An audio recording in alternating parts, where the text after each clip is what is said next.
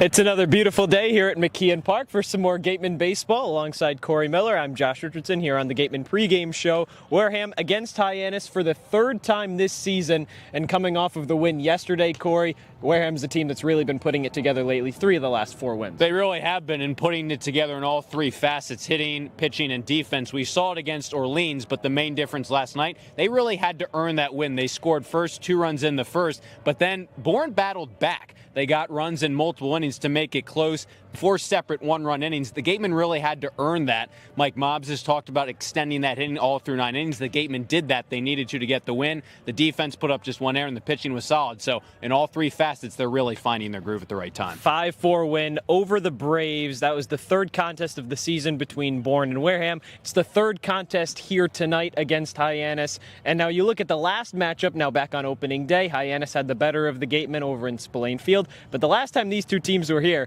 the Gatemen really had some fireworks going offensively. They really did, and Hyannis is a team where Wareham's kind of trending up. Hyannis has been trending down lately, still at the top of the standings in the West Division, but it was an offensive explosion for the Gatemen, a 12-6 win, and a gritty win too. Hyannis didn't make it easy, fought back multiple times, a bunch of different lead changes, so the Gatemen, if they can replicate that game from early in June and last night's contest, they could be in good shape against a big Western Division foe. Well, you mentioned Hyannis starting to trend down. Gatemen are trending up. Something that Ryan Smythe, the manager for the Gatemen, has said all season was that it's a lot closer than the records may seem. And for more on Ryan Smythe, we send it down to our sideline reporter, Rayna Maggelet. Rayna Maggelet joined alongside Wareham Gatemen head coach Ryan Smythe. So, Coach, this morning you found out we have a good handful of our guys going to the All-Star game, and we even have our Easton Braffical going to the very prestigious home run contest. How does it feel having so many of our guys making it to this event to represent Wareham? I mean, it's always important to have as many guys as you possibly can, right? You want to get the guys in there that deserve it, that have played well and showcased themselves, this summer. And I'm happy we got as many guys as we did in there. Yeah. So the Gatemen have really picked it up, especially as of lately. We've won 3 in the last 4, and at the right time, right? We're more than halfway into the season. The All-Star game's around the corner. Postseason's going to happen anytime. What have you noticed in your team that you guys have really been strengthening at? I think. Let's face it, right? We weren't stellar on the first half, and we didn't win no championships on the first half. So we're going to try and be one of the better second half teams that we can be, and get into the playoffs and give ourselves a chance at doing something really cool out here. These guys have been battle tested. We've lost a lot of really close games. We've thrown away some games, and we won some games along the way too. But I think it was a little bit of a pride thing, I think, that started to set in, where our guys know what we're capable of and the talent on this team. And I think it took a couple guys in the dugout kind of starting to hold people accountable, and things are turning in the right direction. Now's the time where I want to be playing our best baseball anyways. So it's perfect time for it. Great. Well, good luck tonight. Thank you. Thank you. Thanks, Rayna. Well, you can catch Cory and I starting at 6 o'clock for First Pitch on Cape League TV and on YouTube. Central Railroad is proud to sponsor the Wareham Gatemen for the 2nd year in a row. Experience the scenic beauty of Cape Cod like never before. Journey through picturesque marshes, cranberry bogs, and dunes on our historic rail line. Whether you're savoring a 5-course gourmet dinner, enjoying a Sunday brunch with a live jazz band, or bringing the family on a narrated excursion, there's a ride for everyone. Departing from Hyannis and Buzzards Bay, visit capetrain.com to book your ride today. If you need to dig, lift, move, grade, clear, or cut, pump, weld, clean, light, and just about anything else, dial up the rental source for the newest and the most reliable equipment in New England. Staffed with equipment and construction experts, Milton Rents, your local source. Well, it's a bright and beautiful sunny evening here from McKeon Park alongside Cory Miller. I'm Josh Richardson. Cory, we've got a battle of 2 teams in the West Division. Wareham against Hyannis, 1st place versus 4th. Gatemen starting to rally here in the second week in July, trying to really capitalize on what is a big weekend against some division opponents. A really big weekend, especially when you look at those West Division standings. The Gatemen started this month on a 5-game win streak. They've now turned that around to win 3 of their last 4 games. And you look at the standings, Hyannis, yes, tied for the lead with Falmouth with 23 points. Wareham at 18, they're just 5 off the division lead. Sure, they're still a couple games over 500, but the Gatemen, as we talked about in the open, are trending up. Hyannis has been trending down. They've had a rough July, just 2 wins overall, fewer than the Gatemen. So a chance for the Gatemen to get even closer to that top spot in the standings, keep building that momentum, and hopefully extending the winning streak. You mentioned that Hyannis really starting to let that big lead that they had, towards the end of June slip away in the West Division. Falmouth and Hyannis now tied at top that division. And now for the Gatemen to try and get another one back. Second win of the season, they'll have to do it against Carson Yassa, the righty from Nebraska. The Gatemen have seen Carson Yassa before, albeit not a whole lot. He pitched an inning, a scoreless inning against the Gatemen back on opening day out of the bullpen. He has been really effective this summer, the ERA at 1.50, but it does have command issues at times. 12 walks this summer, 17 strikeouts. So the Gatemen do have their work cut out for them, but Yassa can get wild at times. First matchup, righty on lefty. Braden Randall steps into the box. Yassa kicks and deals a first pitch fastball that misses up and away, and we're underway here from McKeon Park. Lineup for Wareham tonight, Braden Randall, Levi Clark, Hunter Carnes, 1, 2, 3, pretty typical in that order. Colby Turner, Chase Cruson, and Easton Breifogel in the middle. Yassa kicks and deals, a fastball below the knees, 2 balls, no strikes. Van Shea and Landon Stripling, Hayden Yost round out the order. Seeing a few guys that haven't been in the lineup for a few games, so getting some other players a little bit more familiar with this team. A couple of the guys making their debut against Hyannis this season. 2-0 pitch, fastball, down the middle, strike 1. And listen, things have obviously been going well for Wareham offensively past couple games, but this past 15-20 game stretch overall. But still, you got to get different names and faces into the lineup. Guys need days off. Here's the 2-1. Fastball right at the belt, and the count evens 2 balls, 2 strikes on Randall. Defensive alignment for Hyannis, Devin Mitchell, Charlie Bates, Sawyer Black, left to right in the outfield. Ray Velasquez, Gabe Camacho on the corners, Jake Schaffner, Ryan McKay in the middle infield, Stone Lawless behind home. And Yassa on the mound, deals to Randall. Randall flies one into center field. Bates jogs in and makes the grab. Decent piece of contact from Braden Randall on a 2-2 pitch. Got a pitch to hit in the zone. Got good wood on it, but just a little bit underneath of it. Right at Bates in center field. Bates didn't have to move a whole lot for that one. Randall retired to begin this contest. Last time that we were here, Cory, Gatemen came away with a 12-6 win. Daniel Powell pitched for Wareham on that day. Kind of got rocked early on, 3 early runs in the first inning. Gatemen responded, rallied, and a big 12-6 win overall. First pitch to Clark, fastball, outer corner, strike 1. It feels like a really long time ago, and certainly the rosters and personnel of these teams have changed since then, but I think you could say that that's been one of the Gatemen's biggest wins so far this summer. That matchup here at McKeon Park, Levi Clark's second game of the season. He was 3 for 4 with a double and 3 runs against the Harbor Hawks. He takes a breaking ball down the middle, and he's behind 0-2. Clark enters at 343, second on the Gatemen. Over 1,000 OPS. 0-2. Checked his swing. Did he go around? Appeal down to first. Glenn Stewart says he went around. And a 3-pitch strikeout for Levi Clark here in the first. Staple of Clark, as we've talked about, is shortening that swing and that approach with 2 strikes. He tried to do it right there, just went around a little too much on a pitch up in the zone, and 2 quick outs for Yassa. Here's Hunter Carnes, recently named an All-Star. First pitch from Yassa, misses downstairs. .433 batting average, .525 on base, nearly 1,200 OPS. Cory, those certainly sound like all-star numbers to me. 1-0, in the air, into right field. Black drifts over to his left, ranges under it, steps up, and he makes the grab. 1-2-3 in the first, quick inning from Yassa, and Hyannis comes up to bat for the first time tonight right here on Cape League TV. Wareham-based AD Makepeace Company, founded in 1854, is North America's largest cranberry grower and recognized leader in environmentally responsible real estate development and land stewardship. For 171 years, AD Makepeace Company has supported community events and organizations like your Wareham Gatemen. Visit admakepeace.com to learn more. Here at the Mass State Lottery, we're known for our monster wins. But there's no bigger win than the $1 billion we provide each year to support all 351 cities and towns in Massachusetts. In our game, we know that supporting local businesses and helping communities is how we all win. Because at the lottery, we're all playing for the home team. Safe. The Mass State Lottery. Welcome to the state of winning.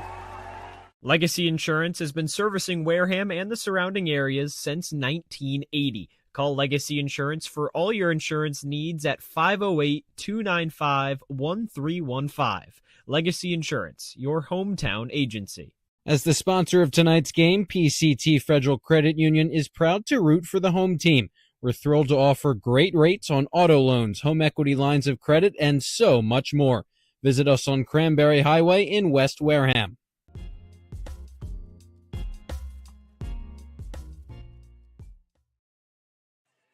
Back at McKeon Park, bottom of the first between the Gatemen and the Harbor Hawks. Carson Yassa, a 1-2-3 top of the first, and now in the home half, the Harbor Hawks are going to have to try and get it done against Josh Butler, recently moving from the bullpen into a starter's capacity for this Wareham squad. Made his first start against Falmouth last Sunday. Did a solid job overall. 3 1/3 innings pitched, 5 hits, 3 runs. Only 2 of them were earned, a walk and 3 strikeouts. Did a great job the first time through that Commodores lineup. But as it started to turn over, that's kind of where the wheels fell off a little bit. That second time through the lineup, that third inning of work, Butler has that ability to go multiple innings. Could maybe see him go 4 if he really pitches effectively. He's been a great arm for the Gatemen. He was named an All-Star. It's been great out of the bullpen, hoping to carry over some momentum after a solid start against Falmouth last weekend. Those 2 were the only earned runs that he's allowed all season so far. Butler pitching very well, the right-hander out of Arizona State. Now steps up onto the mound to face a Harbor Hawks lineup that starts off with Jake Schaffner batting from the left side.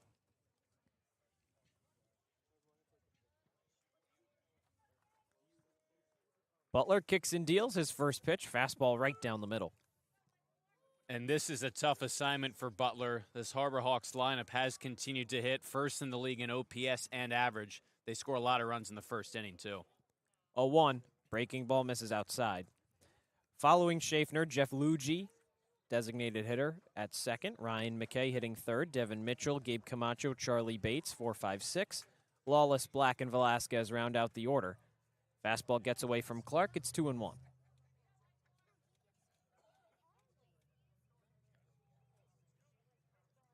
You mentioned top of the league in average, top of the league in OPS as well for the Harbor Hawks, but everybody in this lineup tonight, breaking ball misses high, has a on-base percentage higher than 300. That says a lot about the hitting of this Harbor Hawks team top to bottom. Butler's 3-1 finds the corner on a fastball. It's 3-2. It really does, and the hitting has been a big part of this team's identity and why they're been at the top of the West Division for just about the whole season. Butler's payoff, breaking ball, just misses the corner, and a leadoff walk for Jake Schaffner. And there is that on-base percentage right there to start things off for the Harbor Hawks. The only team that has more first-inning runs, too, than Hyannis is Wareham, especially after this recent hot stretch for the Gatemen. So if you're Wareham, obviously you were able to live with allowing first-inning runs the last time you played here at McKeon Park, but it's not going to be a recipe for success. If you're Butler, you just got to know that these guys are going to take a lot of close pitches, and they will draw their walks. Leadoff man on for Jeff Luigi.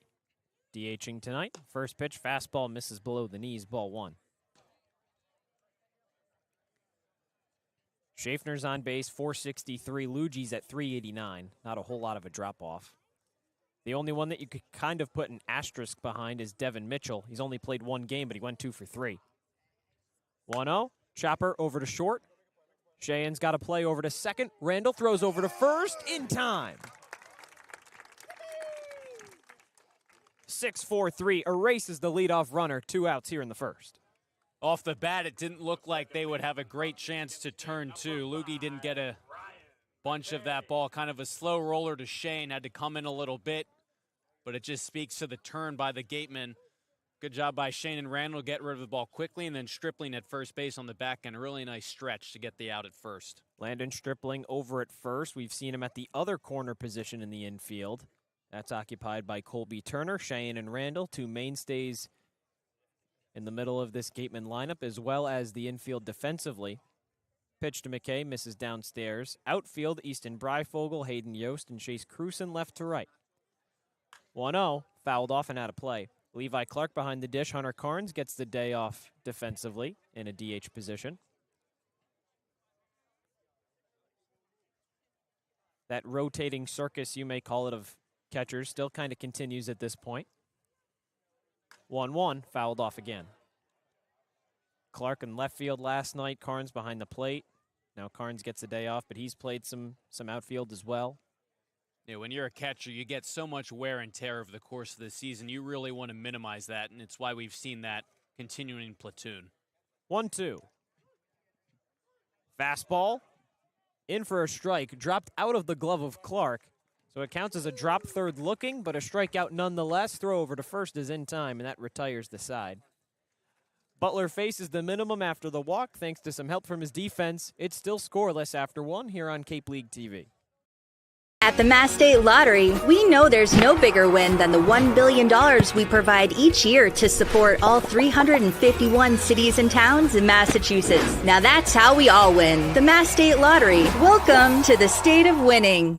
If you can dream it, if you can cruise in it, if you can summer in it, fish from it, or take it for a day at the beach, we can protect it. The Baldwin Group.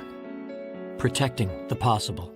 Finding a good personal injury attorney is very difficult. If you or a family member has been involved in an accident, hurt at work, suffered a slip and fall, or have been injured due to negligence of someone else, contact the lawyers at Reedy, Kiernan, and McNally, LLP today. They are experienced trial attorneys who practice in all of the courts in the Commonwealth. The firm has been recognized by Best Lawyers in America for outstanding legal representation. Contact Reedy, Kiernan, and McNally, LLP today. The firm is located at 267 Main Street in Wareham. Reedy, Kiernan, and McNally, LLP also has offices in New Bedford and Falmouth. Call 508-295-0286 or visit their website, www.rkm-law.com. For a good piece of glass, call Abby, located at 3 Tyler Ave in East Wareham. Call Abby Glass and Locks about getting a free quote for your windows, doors, locks, and other glass needs. Second inning of action starts 4-5-6 in the Gateman order, 0-0 after 1. Alongside Cory Miller, I'm Josh Richardson. A big matchup for the West Division standings, Wareham versus Hyannis, 1 against 4. But just 1 win separates the 2 squads. Colby Turner digs in for his first at-bat of the night. Yassa on the mound. His second inning starts with a fastball that misses upstairs, ball 1. We've seen 2 consecutive innings. The first pitch from Yassa has been a little wild, but he's been effective. 3 up, 3 down in the first. Again, it's that occasional sporadic loss of control that the Gatemen need to take advantage of. Yassa's 1-0. Breaking ball over the heart of the plate. Count evens 1-1. Colby Turner recently named an all-star across Cape Cod, and when you look at how he's played over the course of July, how could he not? Had a 2-home run game last Sunday against Kituitt, 7 RBIs. Breaking ball misses downstairs. He's had a really good month of July to really turn his season around from how it started. Yeah, you really credit Colby Turner because you go back to the end of June, there was no shot he'd be an all-star, but it's all the credit to him that he's bounced back. 2-1, skies 1, straight up in the air, drifting foul and out of play over the first baseline. Yeah, Cory, going back to the month of July when it started against Chatham, 1 for 3, 2 for 3 with a home run, 2 for 4, 4 for 5 with 2 home runs, 0 for 3 with a sac fly, 1 for 3 with a sac fly, and then yesterday 0 for 3 with 2 runs scored. So even when he's not hitting, he's still being effective on the base paths, effective offensively, finding creative ways to get on base as well. 2-2 misses high and out of the glove of Lawless. Payoff pitch coming up from Yassa. And Wareham obviously really hopeful that he can continue to kind of bottle that success that he's found and carry it over. The fact, as you said, that he's contributing in meaningful ways beyond just those eye-popping numbers like he had against Gatuit shows that it's more than just a couple games, presumably, and he's going to be like this the rest of the season. 3-2, wave and a miss. Turner starts off the second with a strikeout. Goes down as Yas's second of the game. And it's just an interesting sequence of pitches. The pitch before on the ball that missed eye was a curveball that just nowhere near threatened the zone. It just didn't break down even close to enough. And then that was just a nasty hook located in a great spot, started in the strike zone. Great movement by Yasa, and again, the control wasn't there, then it was there. First pitch to Chase Cruson. Fastball misses outside. Through the first 4 batters, Yasa's made pretty quick work of Wareham. 2 flyouts, 2 strikeouts. It's a part of the lineup that's been so effective for Wareham. That's why they've scored so many runs early on in games. Chopper over to McKay. Turns around, does a 360, and makes a nice throw over to first base. 2 outs here in the second. It's a nice play by McKay. He's got a long way to go, ranging to his left, and then the control to not lose the ball when you have to make that spin and throw, especially when you have a guy like Cruson who leads this Gatemen team in stolen bases hustling down the line. Some nice defense right there to get Yasa yet another out. Easton Breifogel back in the lineup today. First pitch, breaking ball misses inside. And as I was saying, Cory, look at the Gatemen lineup. Randall, 306. Clark, 343. Hunter Carnes, 433. So 2 guys, 1, 2, 3. Yasa made pretty quick work of. Breaking ball skips in the dirt down low. And then Turner at 280. Cruson at 280. Batting average certainly dips down in the latter half. Averaging out right around 200 for the second 4 batters for the Gatemen. Fastball at the belt, 2-1. And it is an interesting thing because we've seen a lot of those guys at the bottom part of the order, like Stripling, have a really hot stretch. Shane's gotten going, especially last night, a couple of hits, but just trying to bottle that consistently, not just having a couple really good games. Yasa kicks and fires at 2-1. Breifogel went around, and it's 2-2. And that's the thing. A lot of these hitters are just trying to find consistent at-bats, and that becomes a little bit more difficult to do when you have a lineup that's really producing runs like the Gatemen have had. It's more difficult to get different guys in there. 2-2. Breifogel takes a breaking ball on the outside corner for strike 3. Yasa faces the minimum in the second with a pair of strikeouts. Gatemen scoreless through the first 2 innings. Hyannis coming up to bat in the home half here on Cape League TV. Being a good personal injury attorney is very difficult. If you or a family member has been involved in an accident, hurt at work, suffered a slip and fall, or have been injured due to negligence of someone else, contact the lawyers at Reedy, Kiernan, and McNally, LLP today. They are experienced trial attorneys who practice in all of the courts in the Commonwealth. The firm has been recognized by Best Lawyers in America for outstanding legal representation. Contact Reedy, Kiernan, and McNally, LLP today. The firm is located at 267 Main Street in Wareham. Reedy, Kiernan, and McNally, LLP also has offices in New Bedford and Falmouth. Call 508-295-0286 or visit their website, www.rkm-law.com. Sync Law. Live, life, law. Covering all residential and commercial real estate matters. You live life to the fullest and let us Sync Law. That's synclaw.com. Sync with an I, not a Y. Be selfish. We represent only you. There hasn't been a ton of training when it comes to bat speed or products for players to be able to train bat speed.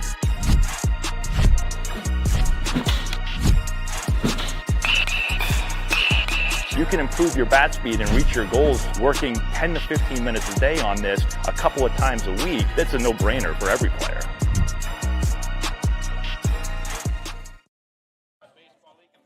Gatemen down quietly in the top half of the second. A pair of strikeouts for Carson Yasa.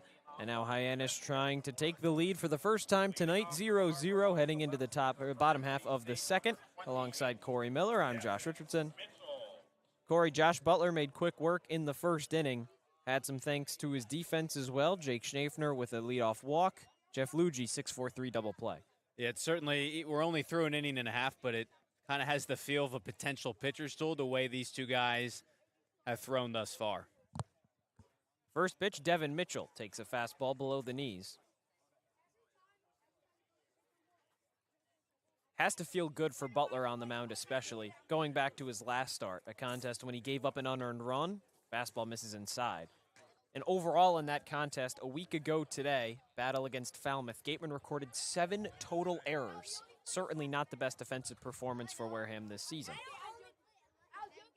2-0, breaking ball, dips back into the zone, 2-1. It obviously got worse later in the game, but Butler was sort of the recipient of some of those poor defensive plays, and some plays, as we've talked about, that were scored as hits that could have easily gone the other way against Wareham. Ended up being an 11-4 loss for the Gatemen. Slow chopper over to third. Long run for Turner. Drifts down that third base line. Makes a wise decision. Saw it rolling. Drifts into foul territory. Picked it up there. And now Devin Mitchell heads back to home. That's the exact right play. Great one from Colby. Turner not playing in against the cleanup man for Hyannis. Don't have to guard against the bunt. Recognizing that given the velocity of that slow roller down the third base line, even with the bare hand, you're probably not going to be able to throw out Mitchell. That ball was hooking a little bit, and ultimately the right decision to let it go foul, recognizing that it would probably end up doing so as it continued to roll. This is Mitchell's second game of the season for Hyannis. He was 2 for 3 with a home run in his first. Making a quick impression for this Harbor Hawks squad. Takes a fastball just above the knees for strike 3. Second strikeout of the night for Josh Butler. Starts the second just how he ended the first. And we've seen some close pitches go against the hitters on both sides for Robert McHugh behind home plate. So it's been fairly consistent that way so far. If you're Butler, just recognize that, tune into that, and don't be afraid to set up shop the bottom part of the plate trying to get some of those calls and put away hitters. Mitchell, one of only 3 right-handed hitters Butler will have the opportunity to face tonight, at least in this Harbor Hawks starting lineup. After Mitchell, brings up Gabe Camacho, the lefty, first baseman for Hyannis. First pitch, fastball misses outside. Butler kicks and fires, liner over to first, drifting foul.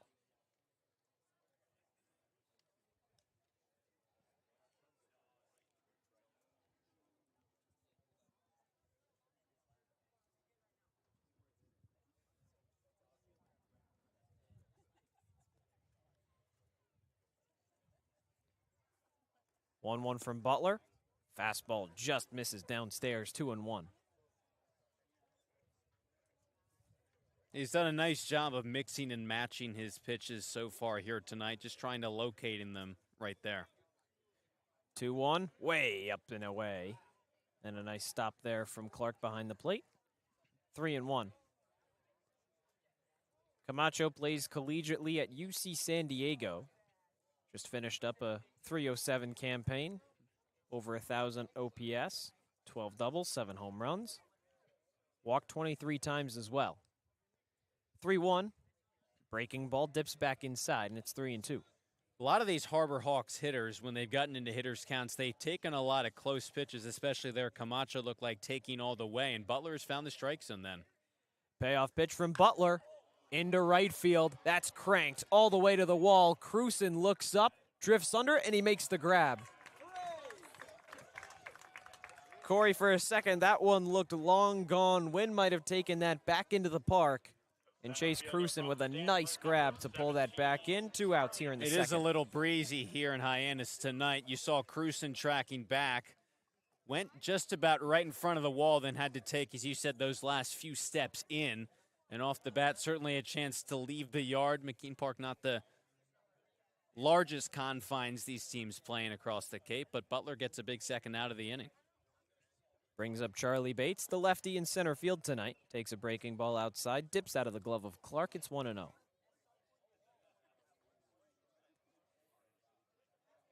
Bates has been one of those mainstays in the Harbor Hawks lineup. Played in just about every single game this season. 1-0 fastball finds the zone. Count even with ball and a strike. And Butler's done an effective job navigating Bates and the rest of this Hyannis order that get on base quite a deal. Tonight's game 23 this season. Bates fouls one off. He's now played in 18 games. Somebody that's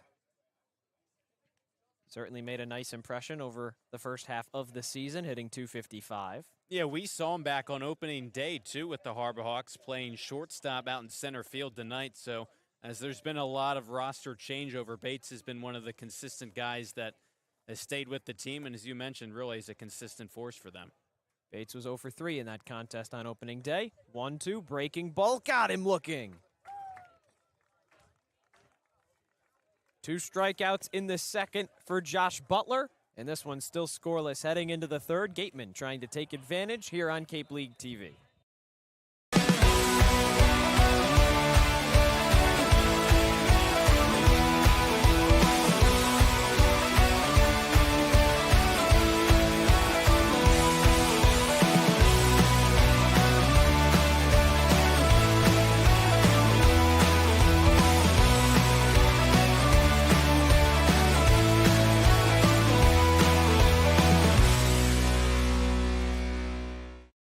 Cape Cod Central Railroad is proud to sponsor the Wareham Gatemen for the second year in a row. Experience the scenic beauty of Cape Cod like never before. Journey through picturesque marshes, cranberry bogs, and dunes on our historic rail line. Whether you're savoring a 5-course gourmet dinner, enjoying a Sunday brunch with a live jazz band, or bringing the family on a narrated excursion, there's a ride for everyone. Departing from Hyannis and Buzzards Bay, visit capetrain.com to book your ride today. Reed Custom Soils, a subsidiary of the AD Makepeace Company, is New England's most experienced precision soil blender. Reed is the leading provider of the lightweight planting soil for green roof installations, stabilized stone dust for nature paths and pedestrian walkways, bioretention rain garden soils, and specialized soils for athletic fields, including your newly renovated Spillane Field. To learn more, visit reedcustomsoils.com. Through 2 innings from McKeon Park, both pitchers have faced the minimum. Carson Yassa, 3 strikeouts. Josh Butler has the same. Now the Gatemen come up to bat for the 3rd time. Bottom of the order, Shea and Stripling Yost to try and get that first hit off of Carson Yassa tonight. And the command has been there for Carson Yassa, so a guy who's given up some walks, some hit by pitches, but the way he's been pitching, he's been around the zone. You might have to rely on that first hit of the night because he hasn't really given you anything in terms of pitching consistently out of the zone. It's going to be tough for the Gatemen, but at least try and get a base runner on. Yassa delivers to Van Sheyen. Fastball, misses upstairs, but a check down to first base. Glenn Stewart says Sheyen went around. It's 0-1. Just 1 base runner tonight between the 2 squads. A leadoff walk from Jake Schaffner. Quickly grounded into a double play was Jeff Luigi, retired both. Breaking ball misses outside. Sheyen evens the count 1-1. It's why we're scoreless here in the 3rd. Alongside Cory Miller, I'm Josh Richardson. Yassa's 1-1. Lined into right field, but foul. Carson Yassa at 6'7", just has that high delivery. The movement's been there. Fastball, breaking ball. He's been really effective so far now in his 4th start of the summer. 1-2 to Sheyen. Fastball misses at the letters, 2-2.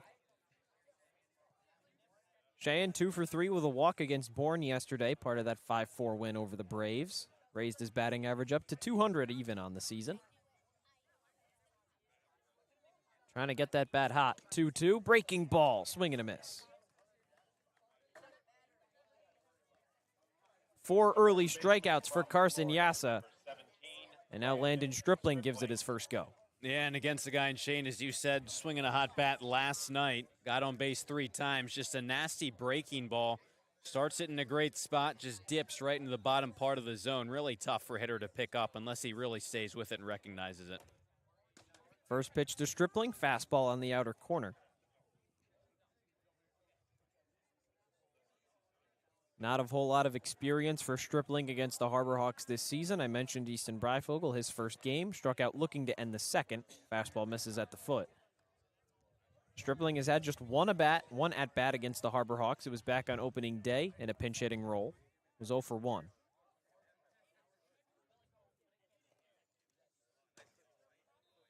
Fastball dips in, 1-2. And we've seen the flashes from Stripling's bat, had that hot stretch. It's just kind of been sporadic. You know it's there. He's just waiting for it to break out consistently like some of the other guys at the bottom of this Gatemen order. The good news, Stripling, a vacuum, usually playing over at third base. Breaking ball misses high. With Turner occupying that position defensively, Stripling over to first base, a position he's a lot more familiar with from his time at Florida. Played primarily over there this past season for the Gators. 3-2 from Yassa. Chopper over to first and an easy play in for Camacho. Takes 2 steps and onto the bag for out number 2. And a guy like Stripling is going to be valuable to have, obviously, at first base tonight, as you said, but someone who's really provided the Gatemen with a really strong defensive presence when he's in the field, and that might be especially valuable given how this game has started and what has been a pitcher's duel now through 2+ innings. Now from Gator to Gator, Stripling to Hayden Yost, his teammate at the University of Florida. First pitch that Yost sees is a rip into right field, down for a hit. Bobble from Sawyer Black in right field, but Yost holds up in a 2-out single for the 9-hitter for Wareham tonight. Love the approach from Hayden Yost, recognizing that once Yassa has gotten ahead of hitters, he's just continued to attack and set them down in order very quickly, recognizing that the first pitch you might see in the at-bat might be the best one. Yost recognizes that, kind of a get-me-over fastball, swinging and lining a nice base hit into right field to give the Gatemen their first base runner. That brings Yost's season batting average back up to 200. First pitch to Braden Randall, skips in the dirt and all the way behind Lawless to the backstop. An easy 90 feet for Yost. He moves over into scoring position. And so we've seen a couple of pitches that have been a little erratic from Yassa, but that was the first one that kind of really got away. Might have something to do with the fact that he allowed his first base runner, but had been right around the plate this inning and then just bounced a pitch way in front of home plate. Again, that's when he gets in trouble, when he loses command of the strike zone. Not only the first base runner, but Yost's first hit against Hyannis this season. He was 0 for 7 with 3 strikeouts. The fastball misses downstairs. Randall ahead 2-0. Has to feel good for the guy at the bottom of the order to not just snap the skid that he personally was on, but representing the first Gateman hit of the day. He can build some momentum against Yassa here. 2-0, skips inside on a fastball, and it's 3-0. And 3 pitches that have just not remotely challenged the zone, especially on fastballs, too. Yassa's missing just well below the zone after that Yost base hit. Randall flew out to center to start the first. Ahead 3 balls, no strikes. Fastball misses upstairs, and a 4-pitch walk for Braden Randall. 2 on and 2 out here in the third.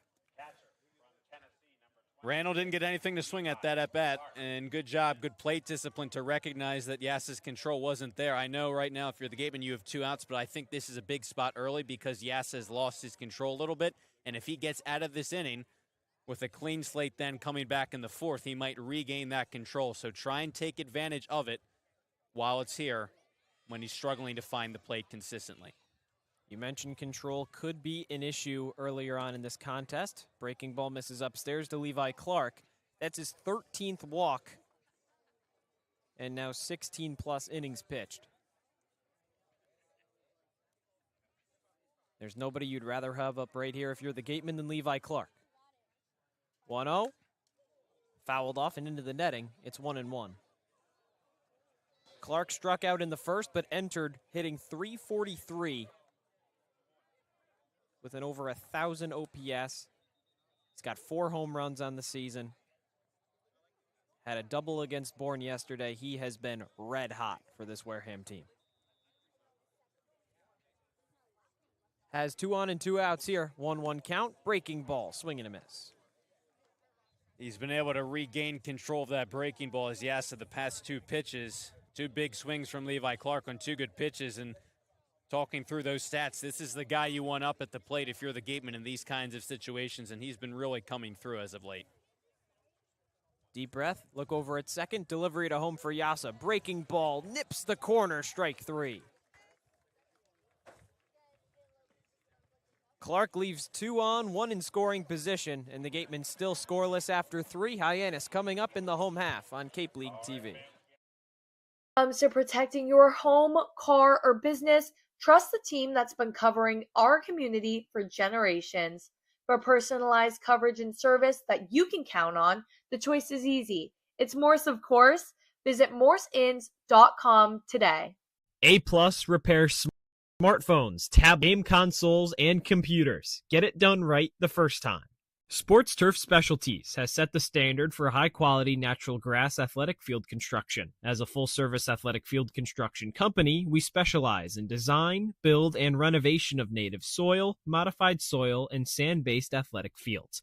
Our team will provide you with superior quality, expert guidance, and continuing support long after the completion of our project. We are proud to have built the infield for the Wareham Gatemen field. Go Gatemen!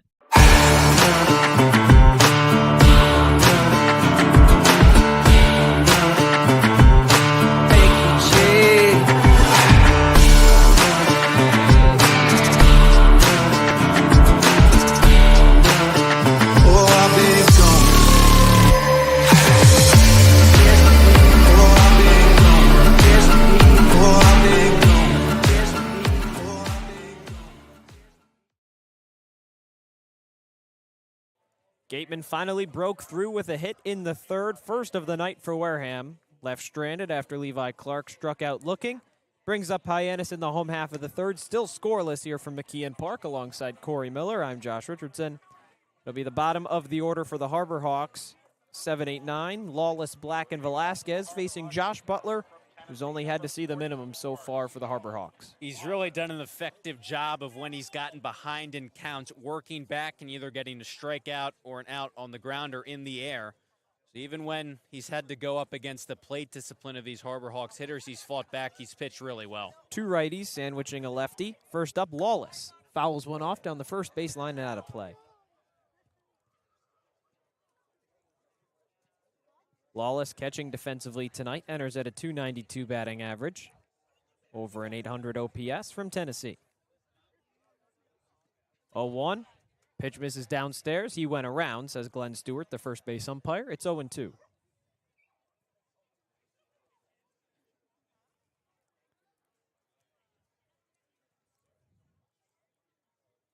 Butler working quickly, kicks and deals. Breaking ball, fouled off and gets a piece of Clark. Wentz is in pain, stands up, and gets back behind home plate. Lawless stays alive in the count.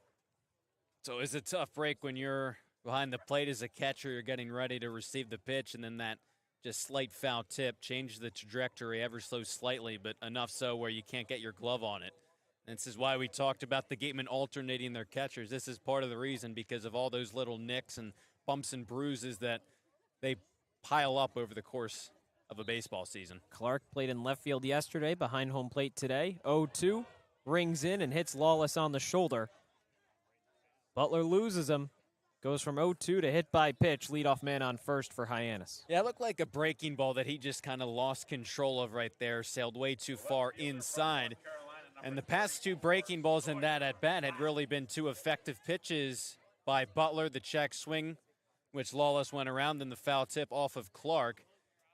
Just a pitch he lost control of, but overall he's still throwing well. A tough break to allow a leadoff base runner, though. There's a part of the Hyannis lineup you want to face with a runner on. It's the bottom portion. Fastball misses upstairs. Good block from Clark to keep it in front. It's 1-0. Black and Velasquez, only two hitters for Hyannis, hitting under 200. Black, 176. Velasquez, 182. Butler from the stretch, kicks and fires. Fastball misses downstairs. 2 balls, no strikes. And we talked about the control for Yassa once a base runner reached against him in the top half of the inning. Now we're seeing a similar trend with Josh Butler. The hit by pitch on Lawless, and then back-to-back pitches. One missed way high, one missed in the dirt. He obviously adjusted well after the leadoff base run in the first, got the double play. And this is why Clark went out to talk things over with him, just to tell him to regain his composure, not to overthrow or anything. Yeah, 3 straight balls quickly prompted a mound visit from Clark. Talk things over, get everything under control with Butler on the mound, who so far this season has been nothing short of spectacular. ERA down to 1.10. 2-0 delivery, fastball, swing and a miss. It's a Black great, still ahead 2-1. Yeah, great pitch, 2-0. Low and outside, great spot. Attacking these hitters, Josh, as you mentioned, that's who you want to attack when you look at this lineup. Black and Velasquez on deck, the lower batting average. Lawless on first, 2-1 home. Fastball inner corner, 2-2.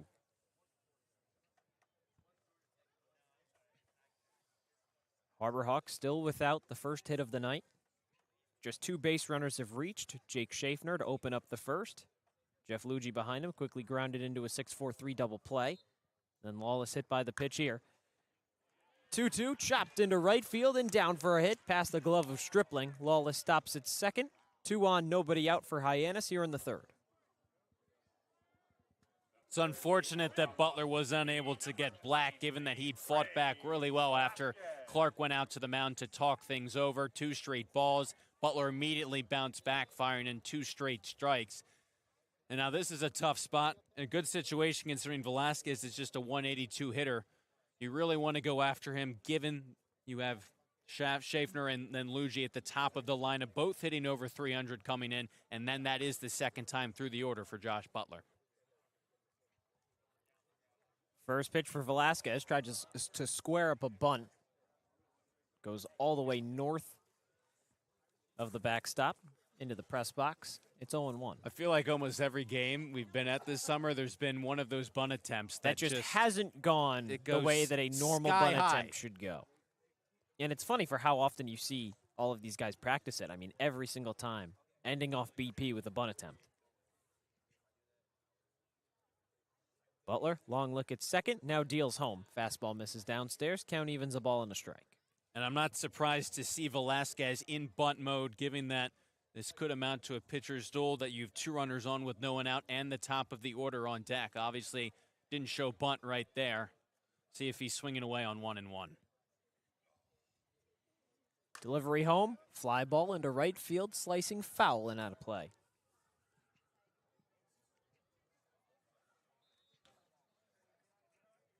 Two games between the Harbor Hawks and the Gatemen so far this season. Both one apiece. Velasquez just played on opening day, a 7-2 win for Hyannis. He was 1 for 3 with an RBI. There's been a lot of changes for both of these teams, both roster-wise, really just mindset-wise and production-wise, since those 2 matchups. 1-2, breaking ball. Velasquez doesn't offer. Count goes even. Hyannis at the top of the West. Gatemen 4th in the division. But when you look back at the end of June, Gatemen a team that was really clinging to the Harbor Hawks' tails. In second place, 2-2, lined into left field, but foul. That was ripped down the line. Velasquez too far out in front. Count stays 2 balls, 2 strikes. Yeah, and you know you're probably in store for a tough matchup tonight. Sure, Hyannis is just 2-4-2 in July, but they've maintained their spot at the top of the division, albeit it's starting to erode the comfortable lead they had. But day in, day out, they offer teams a tough challenge, and they're threatening right here. Hyannis tied with Falmouth at the top of the West. Gatemen fighting back 5 points behind. Fastball misses upstairs, and a payoff coming up to Velasquez. Jake Schaffner stands on deck. So you have Galley loosening in the Gatemen bullpen, and this is a situation where if you're Butler, you don't want to lose the 9th hitter in the order with the top on deck. Butler's 3-2, misses up and in. And Josh Butler has walked the bases loaded here in the third. Tough beat for the righty, and now has to face the top of the order, second time through, starting with Schaffner. And this is sort of what happened somewhat at Falmouth last time through, just a little bit earlier this time for Butler. Once he got into that 4th inning, started to allow some base runners, and he pitched 2 really comfortable, solid innings to start. But now all of a sudden, a hit by pitch, a single and a walk. The command is not what it was through the first 2 innings, and you're in a tough spot. Bases loaded, no one out for the top of this order. And that prompts a mound visit from pitching coach Eric Luxus. Talk about things with Butler. He won't take the ball from his righty starter. But now in a big spot, bases loaded, nobody out in a scoreless ball game from McKeon Park. Top of the order coming up for Hyannis. This is a big spot if there is such a thing for these two squads in this crucial game for the West Division standings. It really is because, listen, Yass has been throwing really well. You don't know how much longer he'll stay in the game, but he could give Hyannis another couple innings of scoreless pitching, which will really make it tough for the Gatemen. Not trying to fall behind too much early. We've seen them able to come back from deficits, but against Yass, that's going to be easier said than done. I think if you're Eric Luxus, you just tell Butler on the mound to trust his stuff. When he's been in the strike zone, the Harbor Hawks have had a tough time getting hits, just one so far tonight. So I know you got guys on base. You don't want to bring them in, but trust your stuff. Getting out right here. 3 straight lefties at the top of the Hyannis lineup that Butler will have to go through. Certainly hoping he can trust his defense once again. Chopped foul from Schaffner. Drifts over into the Hyannis dugout. It's 0-1. Lawless started off the third. He was behind 0-2. Breaking ball misses from Butler. He's hit by a pitch. Sawyer Black grounds went over into right field. Velasquez walks. Still nobody out here in the third. Butler fires in 0-1. Lined into left center. Drifting back is Breifogel. Gets under it. Cut off by Yost. Run comes in to score. And it's a 1-0 lead for Hyannis on the sac fly from Jake Schaffner.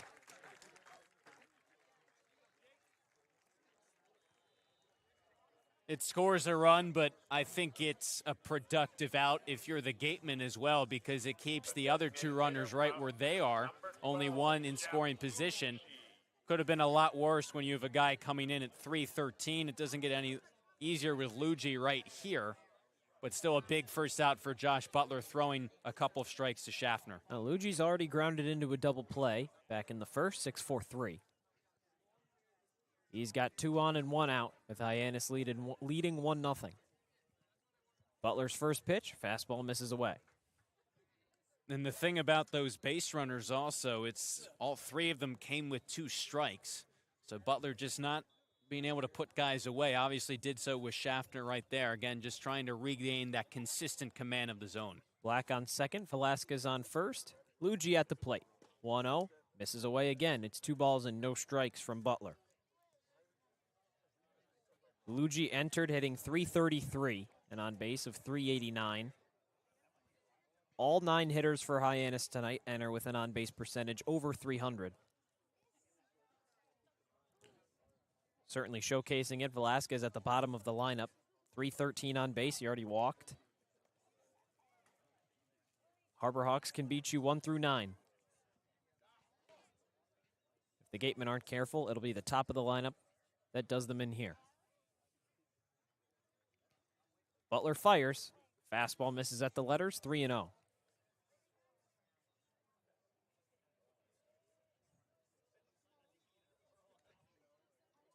Ryan McKay stands on deck.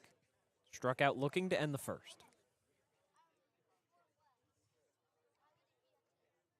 Butler kicks and fires a 3-0. Fastball misses high, and a 4-pitch walk reloads the bases. This is not how Josh Butler's third inning wanted to go. No, it's really not. And you thought after the sac fly, it might have been an opportunity for him to bounce back because he threw back-to-back strikes. But right there in that at-bat to Luigi, he wasn't able to find the strike zone with any of his pitches. Fastball up, breaking ball down. None of them were really threatening the zone. And now a situation where you reload the bases for Ryan McKay, who's at .342. It's just not putting yourself in a position to be successful. Again, second time through the order now with guys on base for the top of the order. We've talked about how well a lot of these Harbor Hawks, especially these first several bats, are hitting. It's just a tough spot that Butler's put himself in. You got to regain command. First pitch from Butler. McKay fouls it off and out of play. Before that pitch, Clark made his way out to Butler to talk about things. Third mound visit of the game so far for Wareham. Lefty Hudson Rowan stands warming up in the Gatemen bullpen. Maybe trying to give the Harbor Hawks a different look. Hyannis with 6 lefties in the lineup tonight. Bases loaded, 1 away. A 1 pitch, lined into right center. Yost drifts over.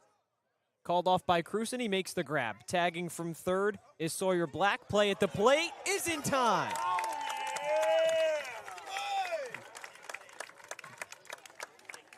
9-2 double play limits the damage at just 1. And Wareham down a run entering the 4th inning here from McKeon Park. Catch all the action on Cape League TV. If you need to dig, lift, move, grade, clear, or cut, pump, weld, clean, light, and just about anything else, dial up the rental source for the newest and the most reliable equipment in New England. Staffed with equipment and construction experts. Milton Rents, your local source. You can make any bat feel lighter by adding a velo puck knob. Instead of having to go get a whole entirely new bat, you can simply add the puck to it. Players can use this with any bat. It's basically going to shift the weight of the bat a little bit more towards the hands. Players are able to hit the ball a lot harder just by simply adding the puck on.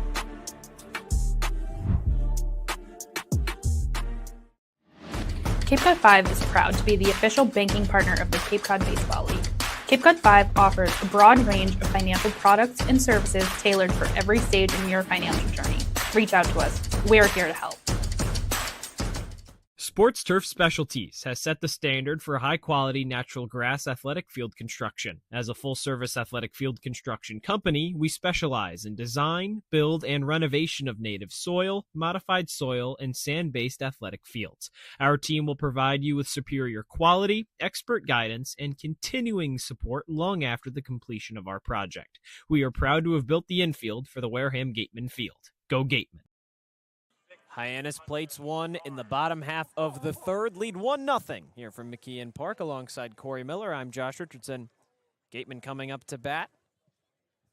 3-4-5 for Wareham. Starts with Hunter Carnes. First pitch from Carson Yassa. Breaking ball. Clips the outside corner for strike 1. How big was that play at the plate to end the bottom half of the 3rd? Cruson cutting down the runner at the plate. That's huge for Wareham. 0-1. Fastball taken by Carnes. He's behind 0-2. Yeah, beautiful throw from Chase Cruson in right field. Helped gun down Sawyer Black at the plate. Executed to perfection by the Gatemen. 0-2 on Carnes. Takes a breaking ball above the belt for 1-2. And if you're the Gateman, obviously it gets you out of the inning, but I think it swings some momentum back in your favor, You would have to hope so. Given the nature of that play and how effective it was. 1-2. Cruson skies one into shallow right field. Sawyer Black under it, fights the sun, and makes the grab. And the fact that Butler loaded the bases 2 separate times and escaped the inning with just 1 run, that's huge if you're Wareham, because we've talked about it. Obviously, yeah, Butler buckled before Yassa. Harbor Hawks are up by 1, but you know at a certain point, especially given the trend of the league, the offense that we've seen across really every team league-wide this season, it'd be naive to think Hyannis would not score, and obviously they did, but Butler and Cruson teamed up. They limited the damage. First pitch to Colby Turner misses high. Somebody that's certainly done a lot of scoring in his own right. It's been a big month of July so far for him. Recently named an All-Star, hitting .286 this summer. Struck out swinging to lead off the 2nd. 1-0, fastball, swing and a miss. Yeah, you mentioned Butler with the bases loaded twice. Lawless hit by a pitch, Black a hit, Velasquez a walk. Loaded the bases. Schaffner then into a sac fly to center field. Scored Lawless. Jake Luigi walked. Shallow pop-up in the middle infield from Turner. Jake Schaffner calls off the troops and makes the grab. And then Luigi walks, and then it really feels like, at that point, anything hit into the outfield, probably going to score a 2nd run, make things really difficult for the Gatemen early on. Just a perfect throw from Chase Cruson. It does not get better than that for Wareham. It doesn't. A great throw, and it felt like potentially one of those big innings that have come back to bite the Gatemen numerous times throughout the season, but all about limiting damage, and they did so in a big way. Yassa delivers. First pitch to Cruson. Up and away. Cruson, another one of those guys that's been swinging a hot bat as of late. Yassa delivers. 1-0 fastball, finds the corner. Count evens a ball and a strike. Go back to the month of July for him. 2 for 4, 2 for 4, 1 for 4, 2 for 3 with a double and 3 RBIs. Pinch hit yesterday, struck out swinging against the Braves. 1-1, skips ahead in the dirt. Count 2 balls and a strike. But in all of his starts so far in the month of July, has a hit in all of them, multi-hits in 3 of the 4. He's really shown that he can find the outfield. He's showed some extra base hit potential as well. RBI counts up to 4. 2-1, fouled off and into the netting behind home plate, 2-2. I think it's just been for him getting his timing down. Seeing pitch as well. He's elevating the lineup. Obviously, he provides some great defense. We saw that to end the bottom half of the third. And when he gets on base, that's why it's been a really welcome relief if you're the Gatemen. The ability to steal base is the team leader, so the speed is a factor. Trying to get on base here to keep the inning alive. That's why he's in the outfield as well. Has a lot of range defensively. Slices one foul down the third baseline out of play. And this is a good at-bat right now. It's not that prolonged of an at-bat between Cruson and Yassa, but Yassa's had, besides a couple runners on in the top half of the third, he's really made quick work of the Gatemen, so trying to get that pitch count up on a guy who's been really effective so far. Yassa's 2-2. Fastball chopped foul. Cruson stays alive. And that's what it's all about. These foul balls may not look pretty all the time, but 3 straight foul balls from Cruson, just trying to wait for that one good pitch to hit. Yassa up to 55 pitches. Butler at 51. Overall, he's in a pretty good spot, but the Gatemen still just trying to up that pitch count. He came in with a great ERA. Haven't been able to hit him so far, so at the very least, limit his outing. Yassa's 56th is lined into right field, drifting near the line. It's fair. Cruson rounds first. That ball drifts into the corner. Black fields it, and a 2-out double for Chase Cruson has a runner in scoring position for Wareham here in the 4th. That's one of the best at-bats Cruson has put together this summer. I think there's been a lot of them overall from the Gatemen, but that's one of the better at-bats any Wareham hitters had this summer. I mean, the fact that Cruson was able to foul off 3 consecutive pitches on the outside corner of the plate just to get that pitch a little bit out over the plate and just turn on it, he earned himself that double. And now the Gatemen a base hit away from tying this game with Cruson's speed on its second. With 2 outs, Cruson will be off at the crack of the bat. First pitch to Breyfogle. Breaking ball just above the knees, strike 1. Breyfogle has had some limited opportunities for the Gatemen this season. Hits in 3 of 5 games, including a triple in his debut against Orleans. 0-1. Fastball, outer corner, strike 2. Breyfogle's been off this week. Came in a pinch-hitting role against Falmouth a week ago today. He was 1 for 2 with a strikeout. Now would be a great time for Wareham to get his bat hot again. Cruson in scoring position. Yassa ahead 0-2. Kicks and deals. Fastball misses high, 1-2. And the Gatemen are really hoping that Breyfogle, hopefully with some more consistent playing time, can really find that groove. He's had a couple of big hits in his first couple games for Wareham, just trying to find the timing down after some days off. Yassa comes home. Breaking ball just misses outside. Count evens. Couple of close pitches he's been able to take to get himself back into this count, potentially see something to hit right here.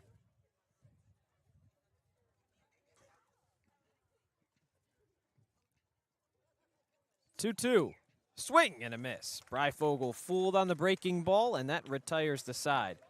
Cruson left stranded on second. Gatemen still scoreless through 4. Hyannis with a slim 1-0 lead heading into the home half of the 4th on Cape League TV.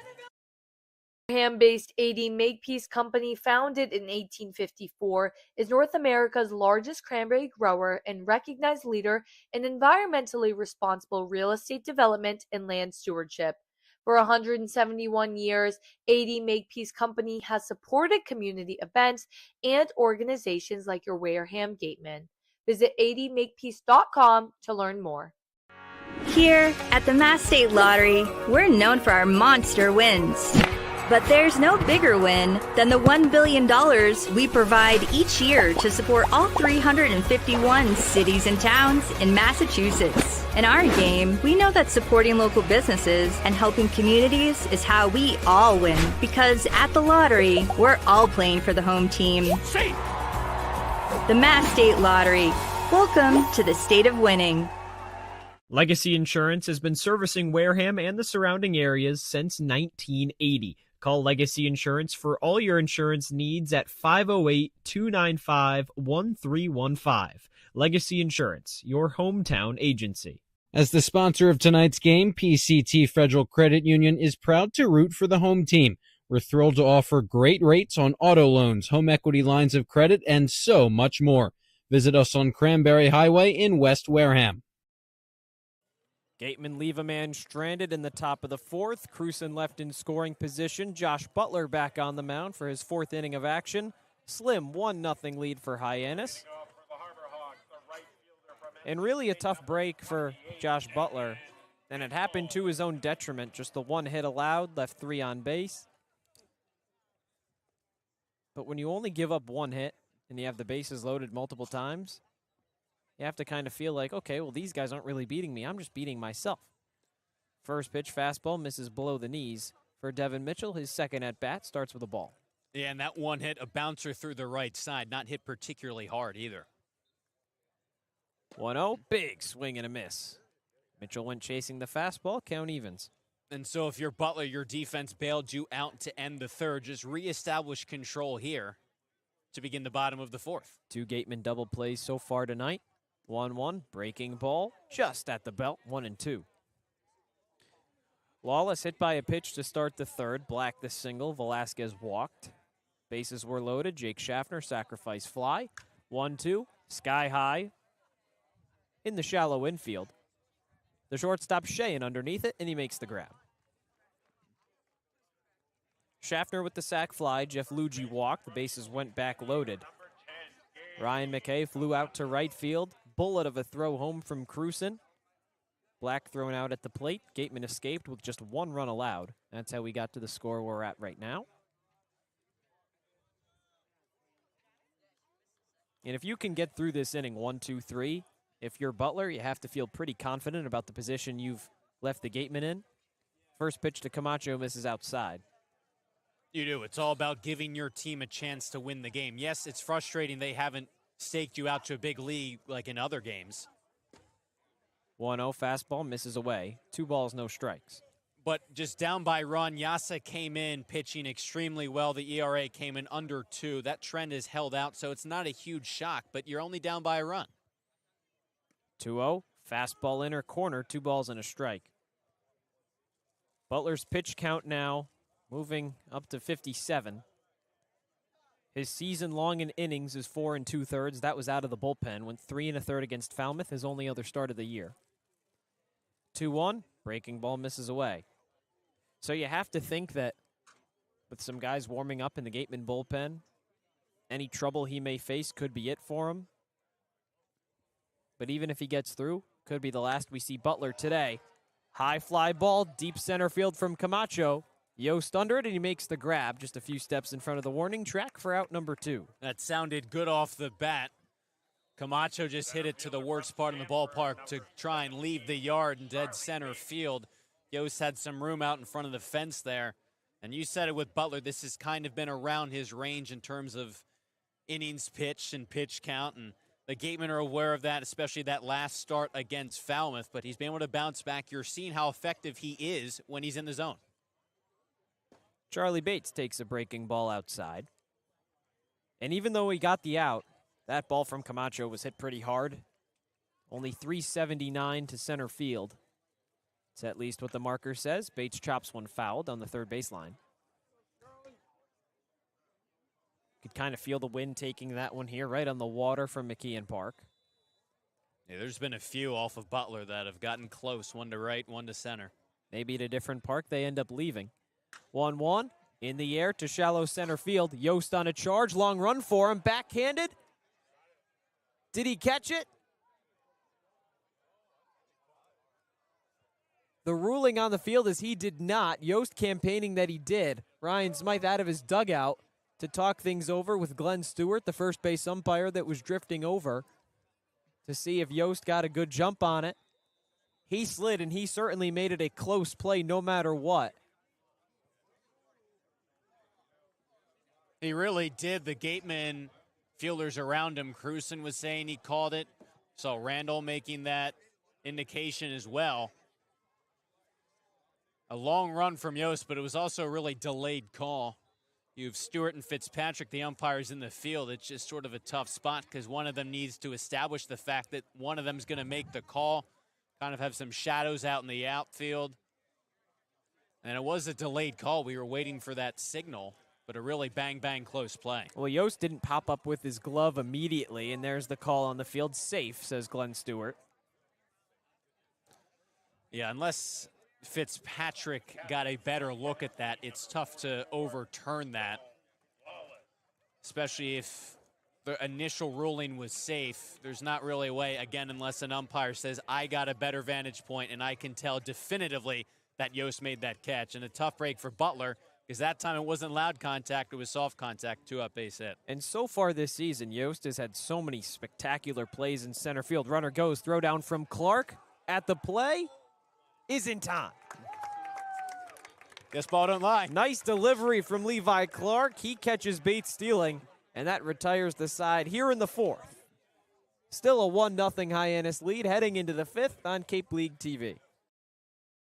At the Mass State Lottery, we know there's no bigger win than the $1 billion we provide each year to support all 351 cities and towns in Massachusetts. Now that's how we all win. The Mass State Lottery. Welcome to the state of winning. If you can dream it, if you can cruise in it, if you can summer in it, fish from it, or take it for a day at the beach, we can protect it. The Baldwin Group. Protecting the possible.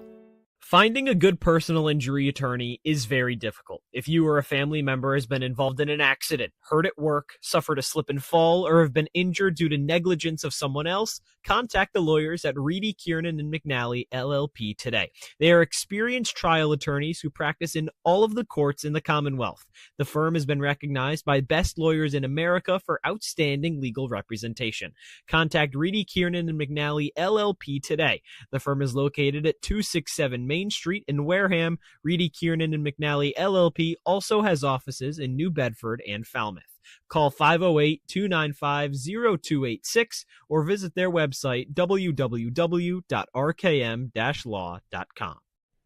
For a good piece of glass, call Abby, located at 3 Tyler Ave in East Wareham. Call Abby Glass and Locks about getting a free quote for your windows, doors, locks, and other glass needs. Fifth inning from McKeon Park. Gatemen still trying to get across that first run of the ball game. Hyannis with a slim 1-0 lead over Wareham.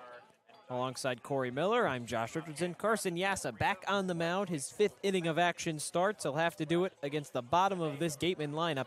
Cheyenne Stripling Yost, 7-8-9. And why not? He's been really effective against them. Just a couple of hard-hit base hits.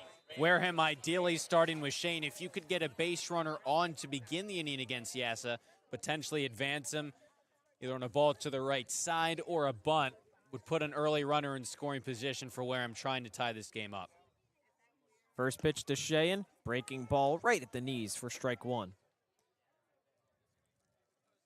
Cheyenne went down swinging to lead off the third. Of course, yesterday against Bourne, 5-4 win for Wareham. He was 2 for 3 with a walk. 0-1, soft liner over to second. Nice play made by the shortstop Schaffner, drifting over to his left. Throw over in time. Ball was hit up the middle, but in on the hands of Shane. Didn't get a lot on it, so not too much room for Schaffner to have to range over and make that play. And Yassa's just continued to fire in effectively against these Gatemen hitters. Through now 4 1/3. Yassa at 64 pitches. It's pretty good. Question is obviously then, does he come back out for the 6th if he posts another 0? 1-0 to Stripling. Breaking ball down the middle. Count evens a ball and a strike. Haven't seen that a ton. Pitchers going that deep into the second half of ball games, and the Gatemen, I think, would certainly tell you they would love to see this as his last inning. 1-1. Breaking ball finds the outside corner. Now Stripling behind 1-2. And if you're Wareham, it's not like you can't get around on him. You've seen him now the second time through the order. It's really fastball, breaking ball that you have to contend with. That sixth inning would be the third time. Stripling soft grounder over to first. Long run over from Camacho, flips back to Yasa, who covers first for out number 2.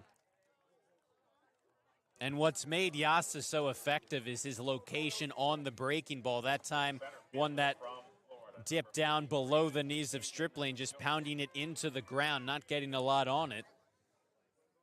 Gatemen now, as we were talking about, second time through the order, hasn't really made a big difference against Yasa. Still going through these hitters. Cruson and Yost now at the plate, really only hard hit balls. First pitch, Hayden Yost, breaking ball, finds that outer corner again. He's got a really good feel for the strike zone right now. Both him and Butler are really locating that curveball on the outside corner against lefties effectively tonight. 68 pitches, 43 strikes for Carson Yasa. His 0-1. Yost flies it into shallow left field. Drifting over is Mitchell in foul ground. Sliding, did he make the play? He did not. Nice effort by Mitchell. Had a long ways to go, coming all the way from left field. That ball slicing away from him in foul territory. Yasa once again getting ahead of hitters. Yost had that ambush first pitch base hit off of him back in the third, but Yasa's really kind of flipped the script, and he's been effective with starting hitters out with the breaking ball instead. Gatemen have a hit in back-to-back innings. Yost in the third, Chase Cruson in the fourth, and now in danger of 1-2-3 here in the fifth, and that is the outcome. Yost down on strikes, 1-2-3 in the fifth, and an easy 5 innings for Carson Yasa. Keeps Hyannis in front, 1-0 on Cape League TV. A good personal injury attorney is very difficult. If you or a family member has been involved in an accident, hurt at work, suffered a slip and fall, or have been injured due to negligence of someone else, contact the lawyers at Reedy, Kiernan, and McNally, LLP today. They are experienced trial attorneys who practice in all of the courts in the Commonwealth. The firm has been recognized by Best Lawyers in America for outstanding legal representation. Contact Reedy, Kiernan, and McNally, LLP today. The firm is located at 267 Main Street in Wareham. Reedy, Kiernan, and McNally LLP also has offices in New Bedford and Falmouth. Call 508-295-0286 or visit their website www.rkm-law.com. Sync Law. Live, life, law. Covering all residential and commercial real estate matters. You live life to the fullest and let us Sync Law. That's synclaw.com. Sync with an I, not a Y. Be selfish. We represent only you. There hasn't been a ton of training when it comes to bat speed or products for players to be able to train bat speed.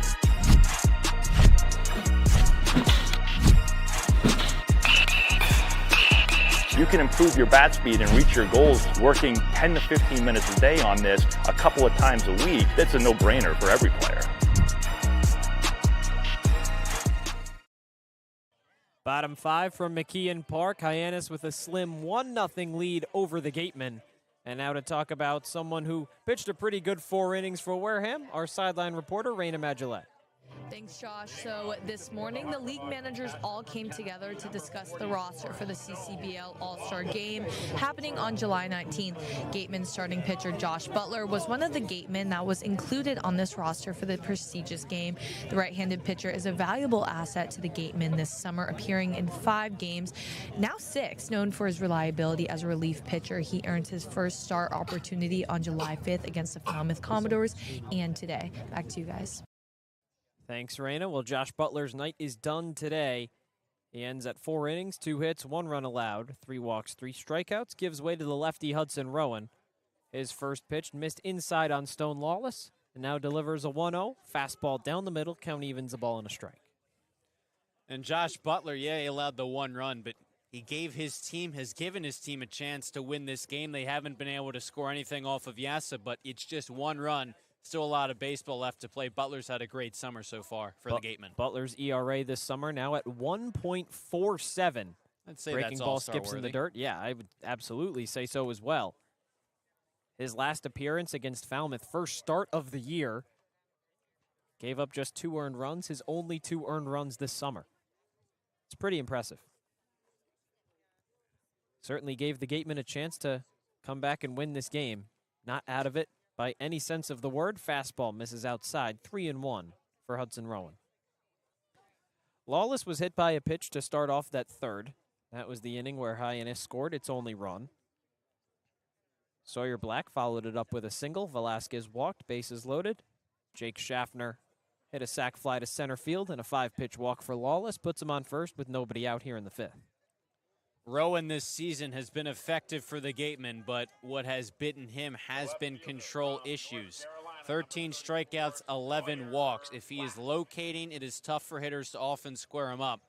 You don't want him to walk guys, put guys on base, and then have to pitch one into the zone with runners on. But he is such an effective pitcher when he's locating his fastball and throwing the breaking ball off of it. 11 walks in just 12 2/3 innings. Liner over to short, caught by Sheehan. Throw back to first is in time. Beautiful double play. 6-3 erases the leadoff walk, and the Gatemen have 2 outs here in the 5th. We'll take that. How about 3 double plays here tonight so far, all coming. One's a ground out, one's a fly ball, one's a line out. And credit Van Shane right there. He had to range a little bit to his right. Immediately recognized Lawless had gone too far off of first, but still made a great throw, a little bit off of his back foot to get Lawless. A great turn by the Gatemen shortstop. Last Saturday, the Gatemen have 7 errors in an 11-4 loss to Falmouth. Velasquez drives one into right field, and drifting over to his right is Cruz, and he makes the grab. 3 double plays tonight, none more important than that one. And a beautiful play for Van Sheen. Gatemen escape the inning. We head into the 6th. Cory Miller will take you the rest of the way right here on Cape League TV.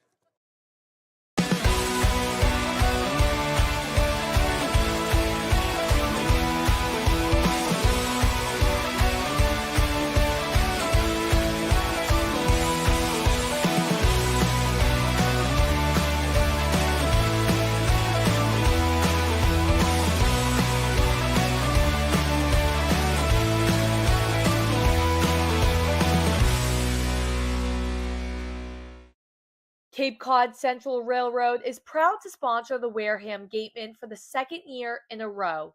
Experience the scenic beauty of Cape Cod like never before. Journey through picturesque marshes, cranberry bogs, and dunes on our historic rail line. Whether you're savoring a 5-course gourmet dinner, enjoying a Sunday brunch with a live jazz band, or bringing the family on a narrated excursion, there's a ride for everyone. Departing from Hyannis and Buzzards Bay, visit capetrain.com to book your ride today. Reed Custom Soils, a subsidiary of the AD Makepeace Company, is New England's most experienced precision soil blender. Reed is the leading provider of the lightweight planting soil for green roof installations, stabilized stone dust for nature paths and pedestrian walkways, bioretention rain garden soils, and specialized soils for athletic fields, including your newly renovated Spillane Field. To learn more, visit reedcustomsoils.com. The pitching has been strong for the Gatemen through 5 innings of work. Just the 1 run allowed back here on Cape League TV with Josh Richardson. I'm Cory Miller. The good news for the Gatemen on the offensive side, they've yet to post a run, but Yassa is out of the game, and now it's Chris Diaz out of Florida Gulf Coast taking over for the starter. You have to think that those Gatemen hitters are just thanking their lucky stars that Carson Yassa is finally out of the game. 5 innings, 2 hits, 7 strikeouts for the righty. Now you have to face Diaz. On the bright side, it's just a different guy. Sometimes that can just be the turning point right there. Diaz from FGCU. This is his first appearance this season for Hyannis, so try and take advantage of that. Big spot for Wareham to try and score that first run, tie this game up, maybe even take the lead. Diaz at 6'1", 190 pounds. And as Josh said, top of the order, Braden Randall. Fly out and a walk so far tonight. Hits are even at 2, no errors for either team. Been some good defense, especially by the Gatemen. 1-0 Harbor Hawks. Top of the 6th, first pitch to Randall. Fastball in the outside corner for a called strike 1. Randall came in at 306, no homers, 7 RBIs after a strong game yesterday.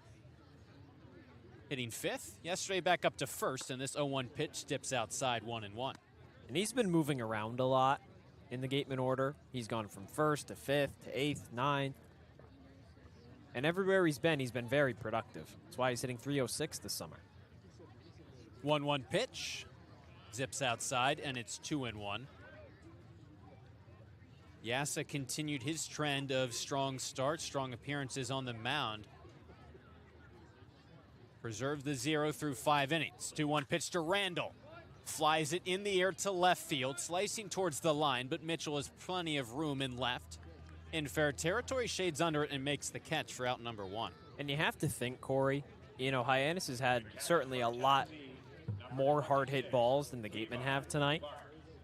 And they've really brought it out to the warning track a handful of times and were probably affected by the wind more than the Gatemen.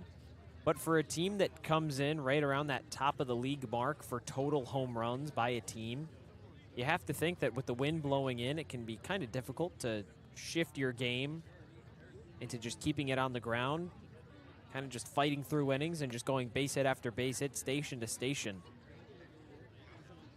Really just a complete change of game plan just based on the conditions of how far that ball is traveling when it reaches the air. First pitch to Clark was in the dirt for a ball. The 1-0 now. Levi pops it foul behind home plate and out of play. And yeah, there's definitely been more hard-hit contact from the Harbor Hawks, and it's a team that is right up there at the top of the league offensively. And the tough thing for the Gatemen, trying to attack the pitching staff, they just ran into the wrong guy today. That pitch up and in on Levi Clark has to turn out of the way of that one, and it's 2-1. Yeah, it really does kind of seem like wrong day, wrong time to try and face Carson Yassa. He's now thrown 6 shutout innings against Wareham this season. 2-1. Fastball at the knees, a called strike 2. 1 back on opening day in relief, 5 here tonight. But again, the good news for Wareham, Butler and Rowan have combined to allow just 1 run. You're only down by a run, and Yassa's out of the game. 2-2, swing and a miss at a breaking ball. Outside corner, Clark came up empty, too quickly retired to begin the top half of the 6th. It's an uncharacteristic day from Levi Clark. 0 for 3, 3 strikeouts. And it's not something that we've seen a lot from him this season. Came in at .343, on base of .443. I mean, he's been nothing short of spectacular for the Gatemen, just an off day for him, but can really come at Wareham's detriment. Now Hunter Carnes, no one on, 2 away. The Wareham DH swings and flies that one into center field. Bates drifts a couple steps back. He's right there underneath of it and makes the catch for out number 3. Wareham continues to struggle with the bat so far tonight. 3 up, 3 down again in the 6th. No runs for Wareham through those 6 innings. We move ahead to the bottom half of the inning. Stay tuned to Cape League TV. When it comes to protecting your home, car, or business, trust the team that's been covering our community for generations. For personalized coverage and service that you can count on, the choice is easy. It's Morse, of course. Visit morseins.com today. A+ repairs smartphones, tablets, game consoles, and computers. Get it done right the first time. Sports Turf Specialties has set the standard for high-quality natural grass athletic field construction. As a full-service athletic field construction company, we specialize in design, build, and renovation of native soil, modified soil, and sand-based athletic fields. Our team will provide you with superior quality, expert guidance, and continuing support long after the completion of our project. We are proud to have built the infield for the Wareham Gatemen field. Go Gatemen!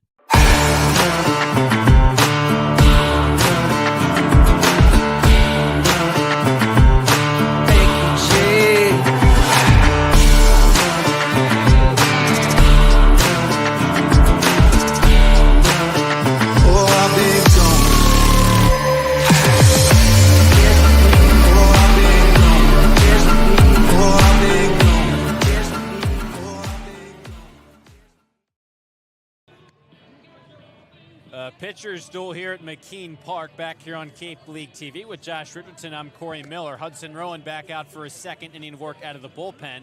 This time facing Schaffner, Luigi, and McKay at the top of the Hyannis order. Some hard contact off of Rowan in the bottom of the 5th, but got through the inning facing the minimum. And if you're Rowan, you just have to keep that mindset alive of it may not feel like the 8th or the 9th inning, but you certainly have to treat it as such. Down by just 1, and a Gateman offense that hasn't really shown that It's come to McKeon Park today. You have to keep pitching well to keep the Gatemen in this game. First pitch in the dirt, bounces in front of home plate to Schaffner. A walk and a sac fly for the leadoff man here tonight. Lefty on lefty matchup. 1-0. Fastball at the knees for a called strike. Rowan issued a leadoff walk in the 5th, but then Black lined into a double play. Turned by Shane. Velasquez, a hard hit fly ball caught by Cruson and right. Bottom of the 6th now, and a 1-1 is sliced foul out of play behind home plate.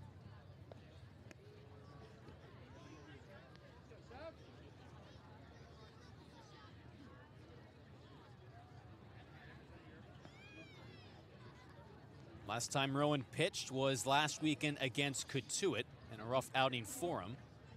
1-2 pitch. Fastball sails high. Loaded the bases at one point.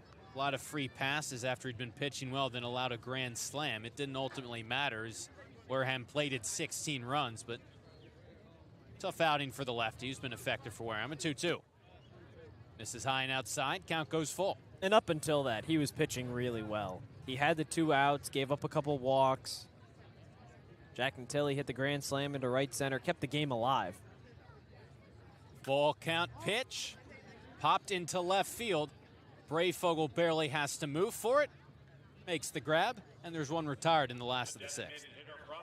And again, Cory, I've said it, a bunch of times. If that game was close in the 8th or 9th inning, Rowan would have probably gotten taken out at that point. But it was a moment where Rowan was an out away from ending the game via a mercy rule, 13-3. And if you're Ryan Smythe and Eric Luxus, you don't want to just waste an arm when your left-hander gets in trouble, just because you want to end the game 2 innings early. First pitch in this at bat to Lucci's a fastball at the knees for a called strike 1. And as we were saying, Rowan has been really effective. The ERA is a little bit bloated because of that grand slam he allowed. Came in just under 5 with the ERA, but before that, it had been a really effective arm for the Gatemen. Kicks and fires on the 0-1. A breaking ball slides in there at the knees on the inside corner, 0-2. But this is a guy in Rowan who's kind of pitched in every type of spot.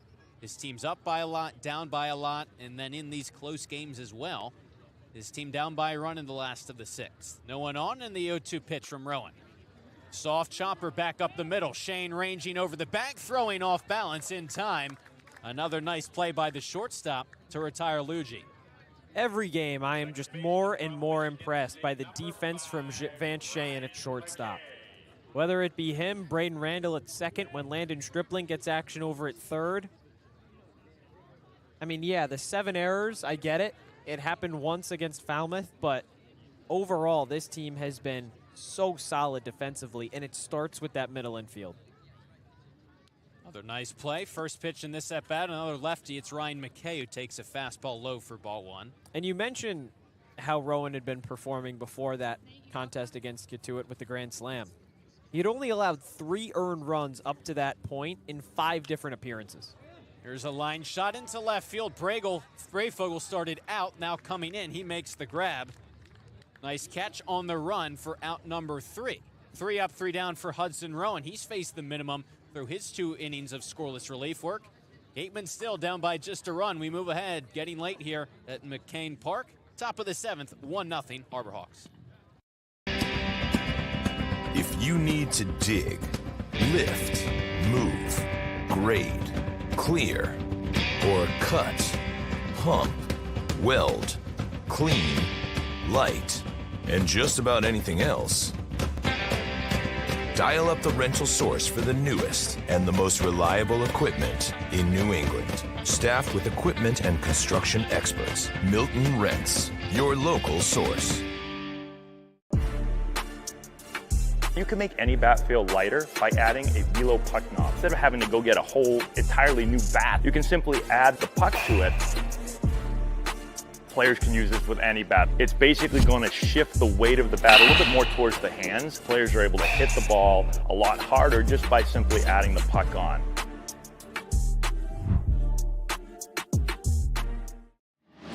Cape Cod 5 is proud to be the official banking partner of the Cape Cod Baseball League. Cape Cod 5 offers a broad range of financial products and services tailored for every stage in your financial journey. Reach out to us. We're here to help.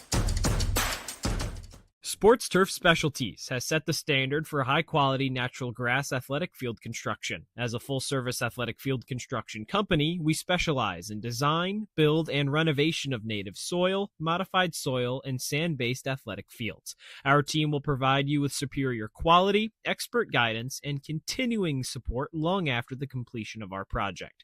We are proud to have built the infield for the Wareham Gatemen field. Go Gatemen. Getting late here at McKeon Park. All of a sudden, the Gatemen down to their final 9 outs, trailing by just a run though. Top of the 7th, Colby Turner, Chase Cruz, and Easton Brayfogle facing Chris Diaz, a 3-up, 3-down inning for the righty, his first inning of relief back in the 6th. And there's still a lot of time. Everybody will get at least one more plate appearance tonight. You're just hoping that you can be the guy to get that first hit that starts a rally. I've seen it happen so many times for Wareham, whether it be playing from behind, coming back in front.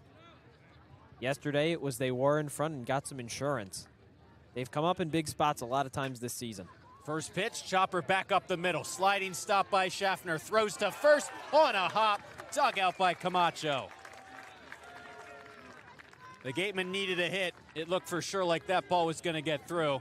A great play to keep Turner off of first. I mean, one after another. It's just been dazzling play after dazzling play here from McKeon Park tonight. Both squads. Gatemen have turned 3 double plays. Van Shayen had a nice one back in the bottom half of the 6th. Just everybody is certainly doing their job. The players know how important this game is for West Division standings.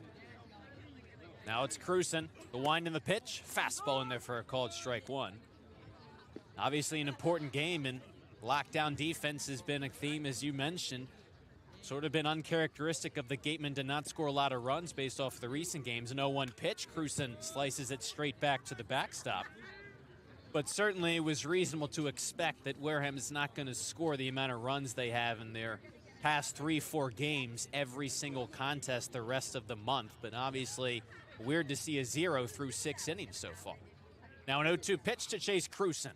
Pokes it foul down the right field line, left field line that is, and out of play. And a lot of that really just has to do for how well Carson Yassa pitched today. 5 innings, 7 strikeouts, just the 2 hits.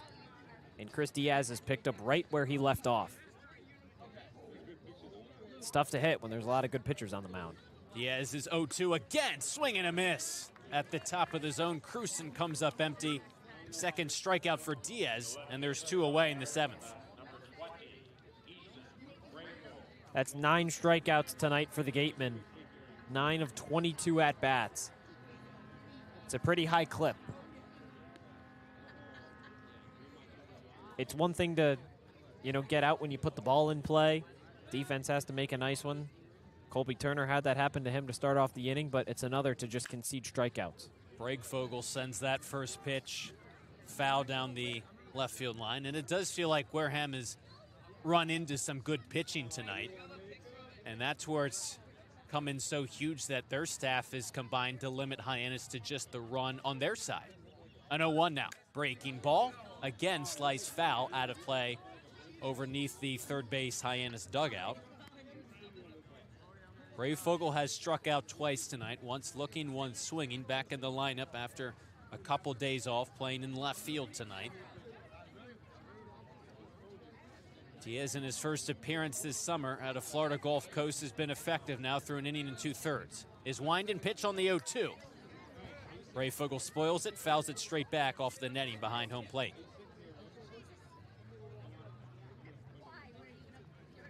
The Gatemen certainly no strangers to close games. Obviously a close contest last night and the 5-4 win over Bourne. There's been a variety of close games throughout the summer for Wareham, just trying to find themselves on the right side of them more consistently than they have been. Another 0-2 pitch on the way. Breaking ball on the outside corner for a called strike 3. Brayfogle down looking. Once again, this Harbor Hawks pitching staff showing off its talents. 3 up, 3 down once again in the 7th. The Gatemen still scoreless through 6.5. We move ahead to the bottom of the 7th. Hyannis 1, Wareham 0. Getting late here in Hyannis. Wareham-based AD Makepeace Company, founded in 1854, is North America's largest cranberry grower and recognized leader in environmentally responsible real estate development and land stewardship. For 171 years, AD Makepeace Company has supported community events and organizations like your Wareham Gatemen. Visit admakepeace.com to learn more. Here at the Mass State Lottery, we're known for our monster wins. But there's no bigger win than the $1 billion we provide each year to support all 351 cities and towns in Massachusetts. In our game, we know that supporting local businesses and helping communities is how we all win. Because at the lottery, we're all playing for the home team. The Mass State Lottery. Welcome to the state of winning. Legacy Insurance has been servicing Wareham and the surrounding areas since 1980. Call Legacy Insurance for all your insurance needs at 508-295-1315. Legacy Insurance, your hometown agency. As the sponsor of tonight's game, PCT Federal Credit Union is proud to root for the home team. We're thrilled to offer great rates on auto loans, home equity lines of credit, and so much more. Visit us on Cranberry Highway in West Wareham. This game's been flying by. All of a sudden, it's the bottom of the seventh, just past the bottom of the hour, 7:36. Hyannis and Wareham in a big Western Division game that will have implications across the standings. Hudson Rowan back on the mound facing Devin Mitchell, 4-5-6 in the Harbor Hawks order, bottom of the seventh. Rowan's first pitch of the seventh is a breaking ball that slips outside. This game really has been moving by so far, Cory. And at this point, with the Gatemen playing defense, you want to try and get a quick seventh inning here, move into the eighth, keep it to just a one-run game. 1-0 pitch is a fastball that just misses at the knees, and it's 2-0. It's been moving quickly. Sun's still very much a factor in this one. Rowan's pitch, swing and a miss. Pitch out of the strike zone. Rowan trying to get back into the count. A win would move Wareham within 3 points of Hyannis, but a loss would move them 7 back. So you get a sense of how important a win is for either of these two teams. Rowan deals at the knees, called strike 2. And not just that, Cory, you look around the league. YD has a 3-1 lead over Falmouth. That's the 2 team in the West. Falmouth and Hyannis tied, so could pull the Gatemen back even closer there. 2-2 pitch, swing and a miss on a ball in the dirt. Gets away from Clark, recovers, gets to the ball, zips it to first. In time. Nice play by Levi Clark. Pitch in the dirt, got most of it, recovered, and threw Mitchell out, trying to get to first on the drop, third strike. And not just Falmouth losing, Bourne is also behind Katuitt as well. Those are the 3 teams in front of Wareham right now, Hyannis, Falmouth, Bourne. You got the win over the Braves last night, but if you can keep stacking up wins, the teams in front of you keep losing, I mean, it just brings you right back into this division race. But you have to win today. Lefty on lefty matchup. Rowan's pitch to Camacho on the outside corner with a breaking ball, called strike. And if Bourne loses, Wareham wins, they leapfrog the Braves, would be a point in front of them. And now you're just 3 then, potentially behind Hyannis and Falmouth. And you play Falmouth tomorrow. 0-1. Sinks below the knees, 1-1. Like, there's a lot of baseball left to be played, Cory, and you don't want to say it's a make-or-break weekend, but this so far feels like it's as close to that this season that the Gatemen have had. 1-1 from Rowan, no one on, 1 away. High pop-up, drifting out of play, over in the stands, third base side. Even if you can take 2 out of 3, that would still be a massive step up.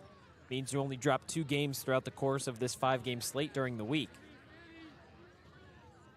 But rather lock up that second game today instead of just have to bank on it beating Falmouth back at home tomorrow. Get it done and then give yourself the chance for a sweep over the weekend. It'll be a 1-2 now from Rowan. On the way and staying alive, spoiling is Camacho straight back. And it certainly feels like the Gatemen have gone through their fair share of adversity. Ryan Smythe has pointed that out, saying his team's been battle-tested really all year, especially in these close games. Another 1-2 from Rowan, swing and a miss. Got him on a fastball outside corner. Camacho comes up empty, back-to-back strikeouts to begin the 7th. And that's the thing of something that Smythe has said too. You know, he mentioned that they were battle tested, but he also said that a lot of these close games, they just haven't been on the right side of it. But eventually that has to change, right? Regression to the mean, the law of averages, everything has to balance out in some way, shape, or form. You can't rely on it, but that's why the Gatemen have a chance to win again today. Rowan against Bates, and the center fielder takes the ball low and outside. And Smythe, as we've talked about today, pointed to the fact that sometimes some of the games they're really going to swing it with the bats and score a lot of runs. Other times, not so much. 1-0 pitch from Rowan. A bouncer down the first base line. Drifts just foul. 1-1 with no one on. 2 away on Bates. But there's going to be games where the pitching's going to really succeed. And you're going to hold the games pretty close, especially against these West Division teams. And Smythe and the Gatemen are hoping the fact that Wareham won a battle-tested game last night in a close contest against Bourne is a sign of things to come. 1-1. Fastball. Upper part of the zone on the outside corner, called strike 2. Smythe also saying that he thinks at this point in the season the games are starting to mean a little more to the players. 1-2 from Rowan.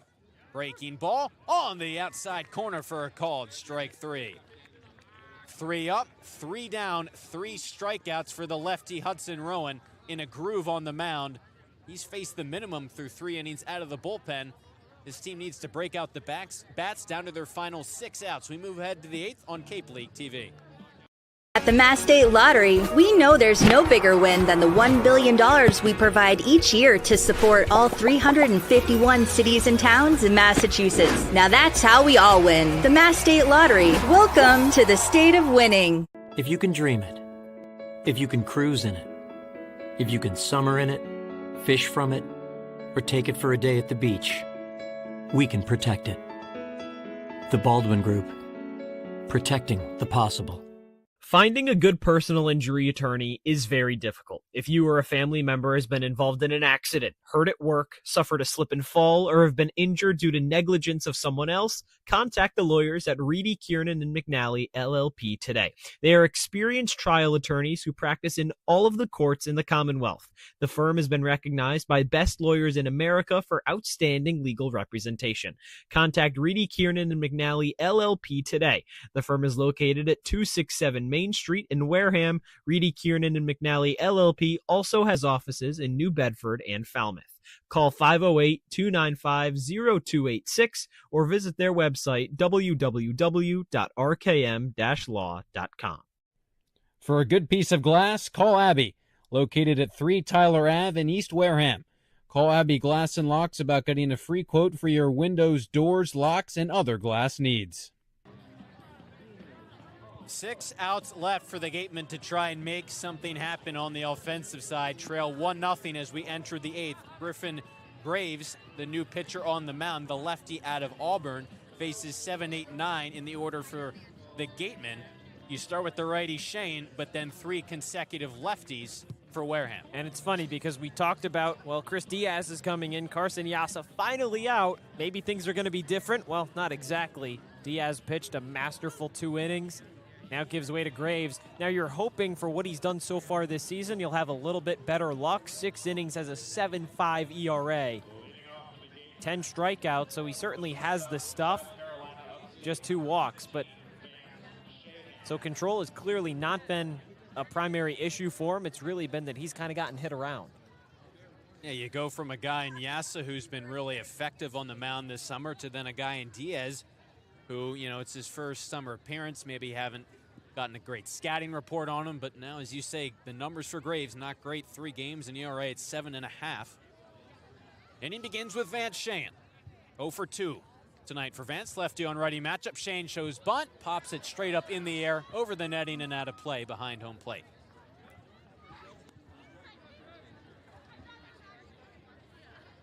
There have not been many times this season where those bunts a bunt has gotten down successfully. Yeah, I would tend to agree with you on that. And the Gatemen have good speed if they can get them down. They just have to execute it. Some pinch hitters seem to be stirring for Wareham after Shane. Get to that in a minute as it's an 0-1. He takes at the knees, a called strike 2 from Groves.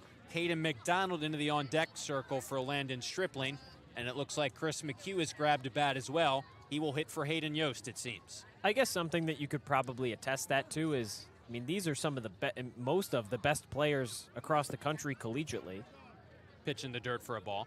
And not a whole lot of them during their college seasons are probably going to be asked to lay down bunts, to do the little things. A lot of these guys are who coaches are relying on to make the big plays. So maybe a little bit out of character when it comes to that.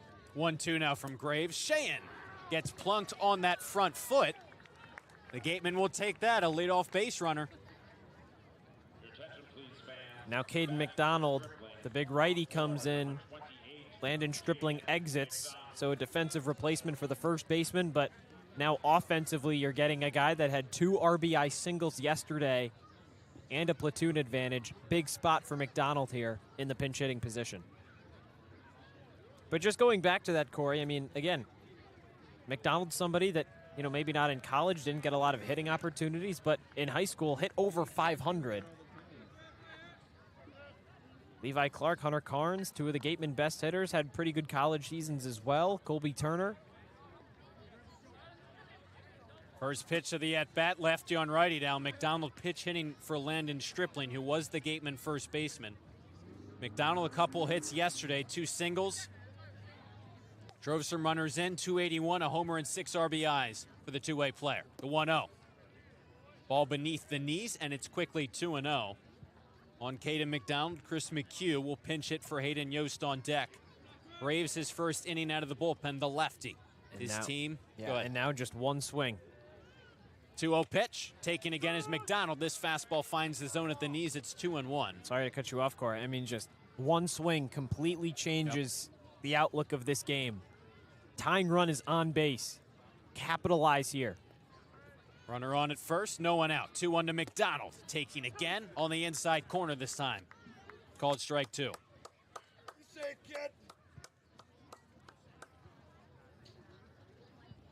In a big, now second half of the season matchup, Hyannis and Wareham. Braves' 2-2 pitch. In the dirt, smothered by Lawless on a breaking ball. McDonald's worked the count full. Sheehan's got some speed, but it's tough for him to try and get a good read here on Groves. The lefty on the mound, obviously a lot more difficult to try and swipe a bag. He's got 6 this season for the Gatemen. 3-2 pitch, high fly ball, deep to left field. Mitchell back, Mitchell looking up, it's gone! Caden McDonald, a go-ahead pinch hit, 2-run shot. The swing of the season puts the Gatemen in front by a run. 1 swing was all they needed. Complete 180. How about that? Picture perfect for Wareham tonight.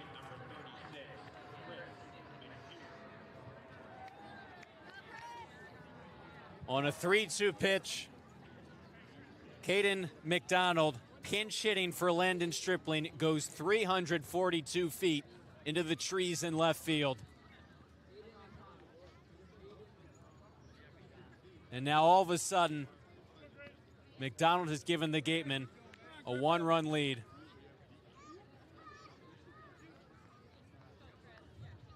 And now it's McHugh pinch hitting for Yost, another righty. He has flipped this game on its head. What a swing. First pitch to McHugh goes the other way, laces it down the right field line, drifting foul out of play. In just such a huge game for Wareham, yes, there's plenty more left to play throughout July and early August, but again, we've talked about the implications this game will have if the other scores hold throughout the Cape and here tonight. Pitch to McHugh is grounded to second, an easy play from McKay on a slow roller. McHugh retired, and Graves has his first out of the 8th inning. You know, I mentioned it before the inning started. That was the thing with Graves on the mound. Somebody that's been kind of hit around a lot. Walks weren't really an issue. He gave up the hit by pitch. That can just be, you know, a 1-pitch control thing against Sheehan. Then McDonald just teed off on that fastball. Can't ask for anything better. On a pinch hit opportunity for McDonald. Back to the top of the order, Braden Randall. No one on, one away. 2 in for the Gatemen. A fastball that misses at the shins, and it's 1-0 on Randall. Hyannis brought in the lefty Graves. He would have faced, at the time, 2 lefties at the bottom of the Gatemen order. 1-0 pitch to Randall now. Takes above the belt, 2-0. He hit Shane on the foot, and then Ryan Smythe making the move to pinch hit Stripling with the righty hitting Caden McDonald. His second homer of the summer gives Wareham a 1-run lead. 2-0 to Randall. Gets a piece of that ball, fouls it straight back, 2-1. And now you have the top of the order with just 1 out. If you're Randall, just wait for a good pitch. Don't have to do everything. No home runs this season for Randall, but he's got a couple extra base hits. Randall high fly ball down the right field line. Black on the move into a slide. He can't make the play. It falls in front of him. Randall makes the turn. He's into second standing. Braden Randall in the scoring position with 1 away. And now you have Levi Clark. 0 for 3 with 3 strikeouts. A guy that came in hitting just under 350 really feels like he's due. And we've talked about insurance runs for Wareham. They got some last night, which made the difference. How big would one or multiple insurance runs be right now? Well, that's something that Gateman hitting coach Mike Mobbs has talked about a lot lately, is being relentless, not giving in until that final out is recorded. Bourne tied it at 3 in the 7th inning yesterday. Wareham responded with 2 of its own. Clark way behind on that fastball, 0-1. And how big were those 2 runs, Cory? I mean, Bourne scores 1 in the top of the 9th. Game ends 5-4.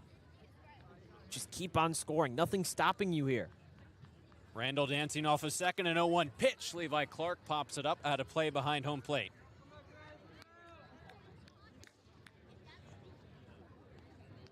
Randall in scoring position. The double with 1 away after the McDonald pinch hit 2-run homer, so 2-1 Gatemen. Runner on at second, 1 away, and an 0-2 to Levi Clark. Late on that one, but spoils it. Pop foul out of play.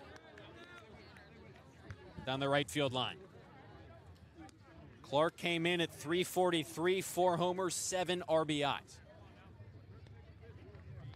Been a leading force, the motor of this Gateman offense. Trying to win the battle. Another 0-2 pitch from Graves. Up in the zone, sails high at the letters on a fastball, and it's 1-2. Good spit on that from Clark. Way to take that pitch. You're behind 0-2. Fouled off 2 straight pitches. Way to stay alive. With Randall on at second, Carnes on deck. 1 out. Now 1-2 from Graves. There goes Randall for third, and Clark just taps that one. Foul off of his body, and they'll do it again. Randall retreats to second. I love that hit and run look right there from Ryan Smythe. Move him over, at least try to 90 feet away. Just kind of banking on Clark to put bat on ball. He spoiled it. The next pitch will be the 6th of the at-bat. Graves against Levi Clark, lefty on righty. Graves kicks, fires. Clark, line shot into shallow left field. It falls for a base hit. Mike Mobbs waving Randall around. He'll come in to score. Mitchell bobbles the ball. Clark remains at first. He's got an RBI single. The Gatemen tack on another, 3-1. How about that? Insurance runs galore. Just a perfect 8th inning. Couldn't draw it up any better than that. Levi Clark finally on the board. I said it felt like he was due, and he was just that. What an at-bat. 6 pitches, 3 foul balls in the at-bat, putting those 3 strikeouts behind him. Now here's Carnes, runner on at first, still only 1 out. Graves deals way high, and it's 1-0. Some action in the Hyannis bullpen, a righty loosening. The ground up by McHugh, the only out Graves has gotten so far this inning. 0-1. Or 1-0, that is, on the outside corner for a called strike one. Now 1-1 on Hunter Carnes. Now again, you've still only got 1 out. And this is the dream part of the order for the Gatemen. Carnes and Turner due up, barring a double play. 1-1. Carnes taking at the knees. Pitch slipped outside. 2-1 on the Gateman DH. Clark's not the fastest guy, so would definitely need a base hit or two to help score him from first. But either way, just keep the train moving. 2-1. Misses low. 3-1 on Hunter Carnes. Colby Turner waiting on deck. It's just been tough sledding for Graves. Entered with that elevated ERA. 7.50 entering play. It's only continued to climb. 3-1. Carnes taking all the way, taking at the knees. It's a called strike 2. The Gatemen with 3 hits this inning, now up to 5. 3-5-0, the line score for Wareham. 1-2-0 for Hyannis. They led almost the entire game. The game has been flipped on its head here in the top of the 8th. Payoff pitch to Carnes. Pitch misses outside. Hunter Carnes works the walk. 2 on now for the Gatemen. Colby Turner steps up to the plate. How incredible is it how this game has just been completely turned on its head? Hyannis up 1-0 entering this inning. Gatemen with just the 2 hits at that point. Same number as the Harbor Hawks. And it just felt like we were moving. The game was breezing along. And since then, just perfection from Wareham in this top of the 8th. Graves exits this one. A tough outing for the lefty. Got just 1 out. Hyannis goes to the bullpen in a brand new ball game. The pinch hit 2-run shot by Caden McDonald. The Gatemen add another. The RBI single by Levi Clark. All of a sudden, Wareham's up by 2. Don't miss the exciting conclusion. Stay tuned to Cape League TV. A good personal injury attorney is very difficult. If you or a family member has been involved in an accident, hurt at work, suffered a slip and fall, or have been injured due to negligence of someone else, contact the lawyers at Reedy, Kiernan, and McNally, LLP today. They are experienced trial attorneys who practice in all of the courts in the Commonwealth. The firm has been recognized by Best Lawyers in America for outstanding legal representation. Contact Reedy, Kiernan, and McNally, LLP today. The firm is located at 267 Main Street in Wareham. Reedy, Kiernan, and McNally LLP also has offices in New Bedford and Falmouth. Call 508-295-0286 or visit their website www.rkm-law.com. Sync Law. Live, life, law. Covering all residential and commercial real estate matters. You live life to the fullest and let us Sync Law. That's synclaw.com. Sync with an I, not a Y. Be selfish. We represent only you. There hasn't been a ton of training when it comes to bat speed or products for players to be able to train bat speed.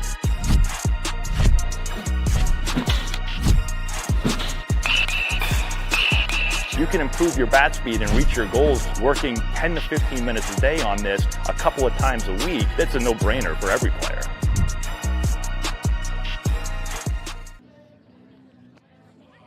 The Gatemen have pulled ahead here in the top of the 8th. Began with the hit by pitch to Vance Sheehan to open up the inning. Caden McDonald came in, pinch hit for Landon Stripling. Gave Wareham its first lead of the night, a 2-run go-ahead home run. Wareham is added on thanks to an RBI single by Levi Clark. Looking for more.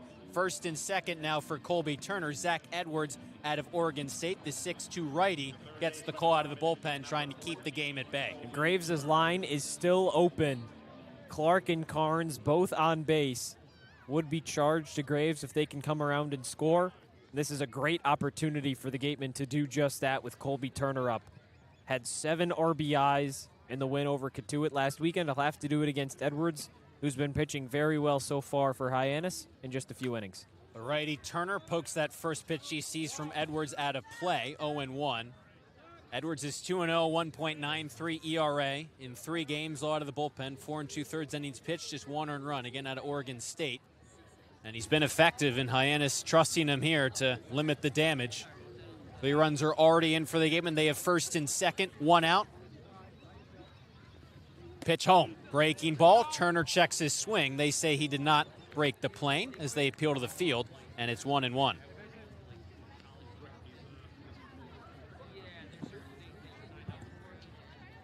Righty on righty matchup. Edwards out of the bullpen. Graves just got 1 out. Clark on at second, Carnes at first. The 1-1. Breaking ball slips low and outside, 2-1.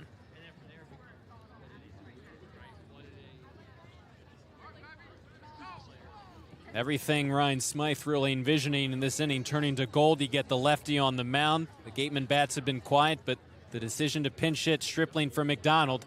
A 2-1 now. Rolled foul by Colby Turner down the third baseline. Replacing the lefties at the bottom of the order for righties. And after Wareham went down by a run, Hyannis scored a run in the third. Teams traded zeros ever since.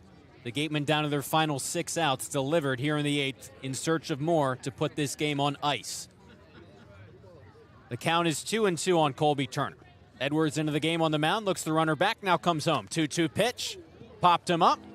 Drifting foul out of play over the Gatemen first base dugout. Turner's staying alive a lot in this bat.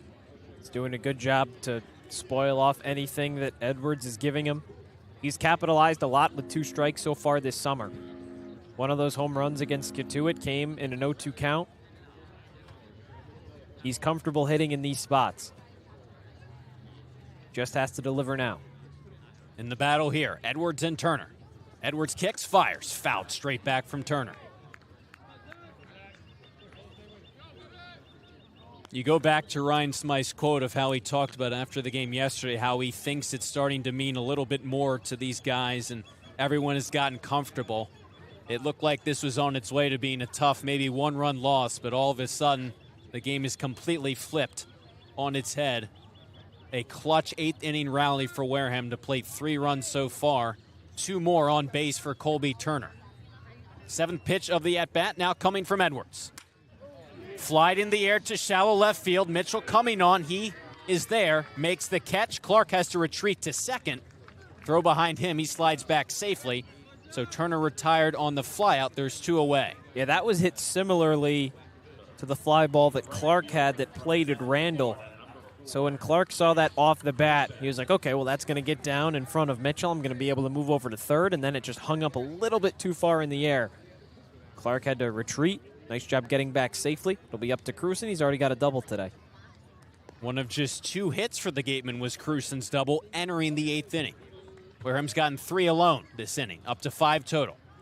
First pitch of this at-bat to Cruson is laced into right field for a base hit. How far will they send Clark? No more than third base. Mike Mobbs applies the stop sign. The throw comes back in. It gets away from Lawless behind home plate.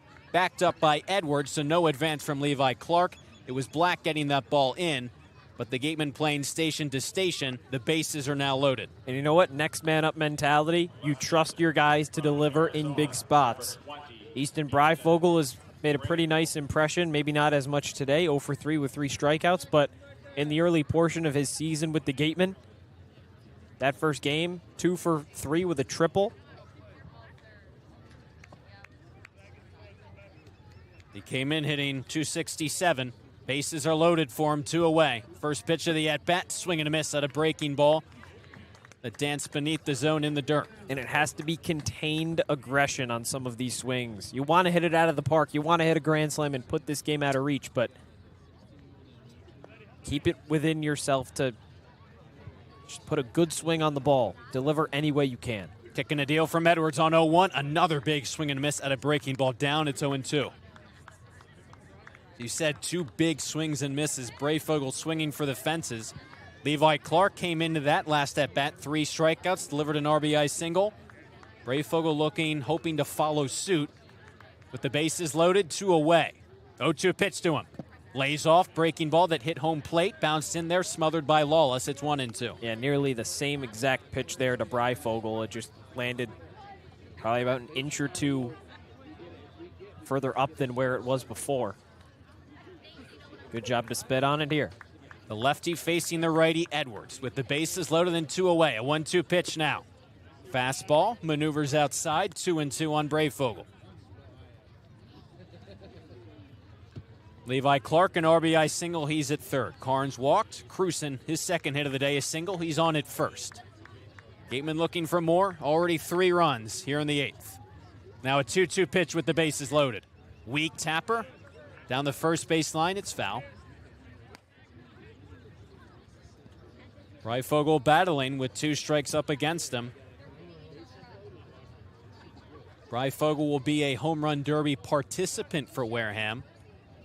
Gatemen had several All-Stars named. Breyfogle will represent Wareham in the home run derby.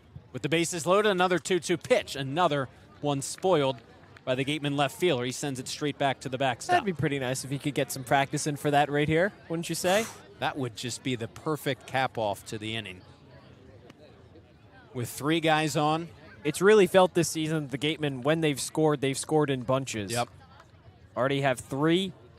No better time to get some more in here. Runners will go on the crack of the bat. 2-2. On the ground to the right side, the first baseman, Camacho, fields cleanly, flips to the covering Edwards, who steps on the bag for out number 3. Wareham leads, the bases loaded, but not before they flip this game on its head. The pinch hit, go-ahead 2-run shot by Caden McDonald gave Wareham the lead. The RBI single by Levi Clark gave them some insurance. And now all of a sudden the Harbor Hawks are down to their final 6 outs. Stay tuned. Catch the finish on Cape League TV.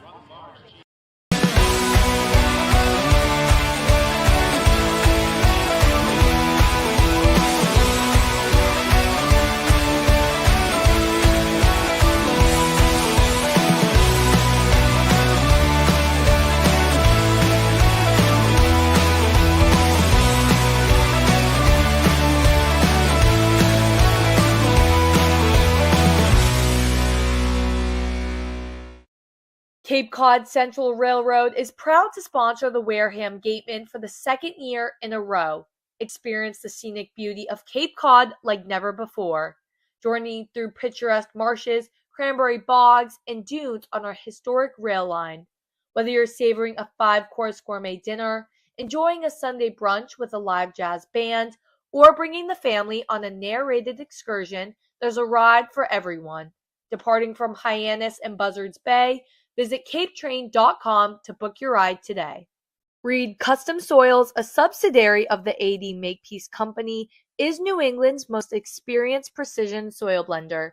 Reed is the leading provider of the lightweight planting soil for green roof installations, stabilized stone dust for nature paths and pedestrian walkways, bioretention rain garden soils, and specialized soils for athletic fields, including your newly renovated Spillane Field. To learn more, visit reedcustomsoils.com. What an inning for the Gatemen. Down by a run entering the 8th. They score 3 runs, highlighted by the 2-run shot, pinch hit shot by Caden McDonald, up by 2. They're 6 outs away from a huge divisional win against the top team in Hyannis. What an inning for Wareham, Josh. You'll never complain about something like that. And now you have a chance to really close out Hyannis tonight for good. Shea went into the game, started off the season struggling, but lately has really put it together. Just 1 earned run over his last 3 appearances rather. He helped close out the contest against Hyannis back on the 20th. That was a 12-6 win. Allowed 1 run in 2 innings. He's pitched real well. And now here's the chance. Facing 7-8-9, his first pitch to Stone Lawless. A fastball fouled straight back. 2 pinch hitters for the Gatemen in the top half of the inning, so positional changes in the field ensue. Staying in to play first base is Chris McHugh. As Went, pitching from the windup, gets set on this 0-1 pitch, raises the glove, and here it comes from Shea Went. Fastball, broken bat roller down the 3rd baseline. So McHugh at first. Christopher Ramirez comes into the game, a recent addition. A new guy to this Gateman squad. Infielder out of Cal Baptist. He'll take over at the shortstop spot. That slides Sheehan over to 3rd, and when you look at the outfield, Turner moves from 3rd to right, moves Cruson over to center. So Breyfogle, Cruson, Turner, left to right. Sheehan, Ramirez, Randall, McHugh along the infield 3rd to 1st, and still Levi Clark behind home plate. As the pitcher Shea Went has gotten ahead quickly 0-2 on Lawless, who gets a new bat. Cory, I'll tell you what. Josh Butler goes 4 innings. Hudson Rowan was at 3. This could have been his 4th, and you know that his pitch count was doing pretty well. He had faced the minimum up to that point. But after a really long inning like that, I like the idea of bringing in a new arm. 0-2 pitch, a fastball. Lawless behind on it, bounces it foul. It's one of those things where when you have a pitcher that's sitting for so long, it can be hard to kind of get his arm back up and rolling. You bring in a new guy, kind of eliminates that problem. Just hope that Wendt can capitalize on his own accord here. Bottom of the lineup for Hyannis. Lawless was hit by a pitch and walk tonight. Another 0-2 from Wendt, way high. Ducking out of the way of that one was Stone Lawless. He either almost got hit by his second pitch.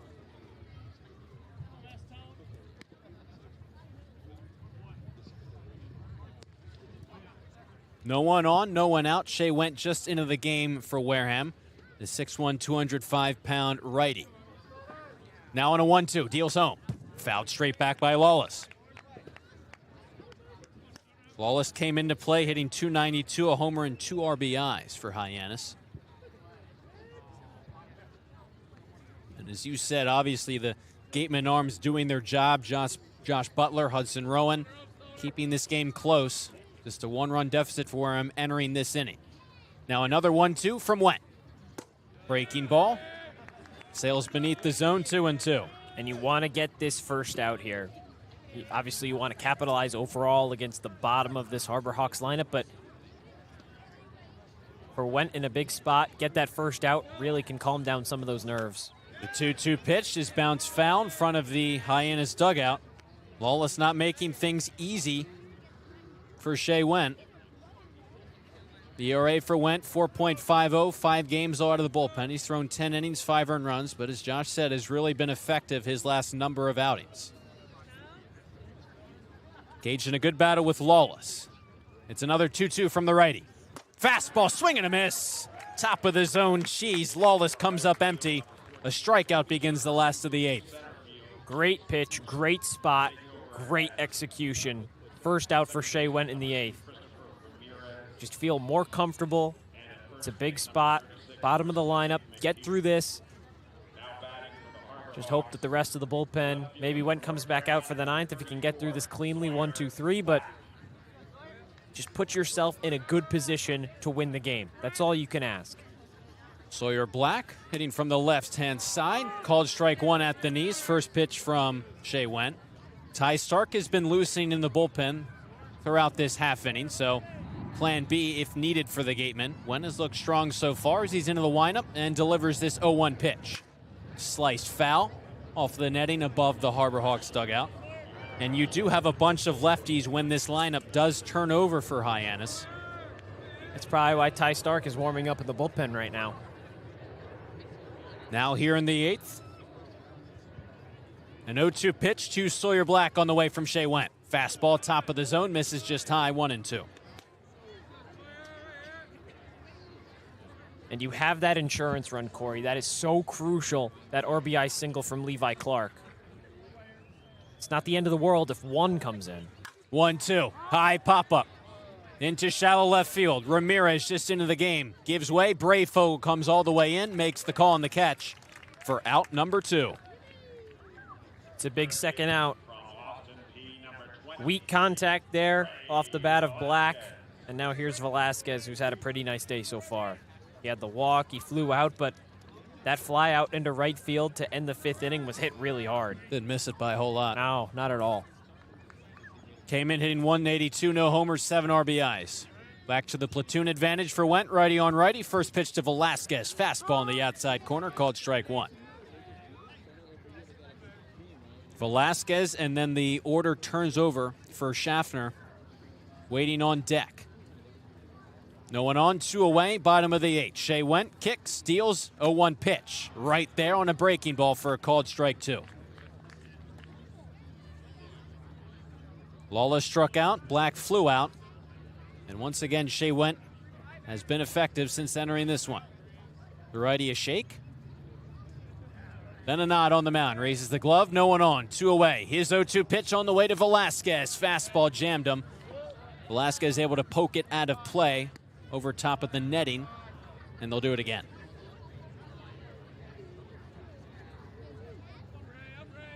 Hyannis struck first in the third. A run off of Josh Butler, no run since until they pinch it. Go-ahead two-run shot by Caden McDonald. 3-1 Gatemen, and another 0-2 from Wendt. On the ground to third. Cheyenne gobbles it up. Gathers, throws across. Low throw. McHugh picks it. 5-3. Good play on both ends. Shea Wendt 3 up, 3 down out of the bullpen. The Gatemen 3 outs away from a win here at McKeon Park. Maybe looking for some more. They come to the plate. Up next on Cape League TV in the top of the ninth. When it comes to protecting your home, car, or business, trust the team that's been covering our community for generations. For personalized coverage and service that you can count on, the choice is easy. It's Morse, of course. Visit morseins.com today. A+ repairs smartphones, tablets, game consoles, and computers. Get it done right the first time.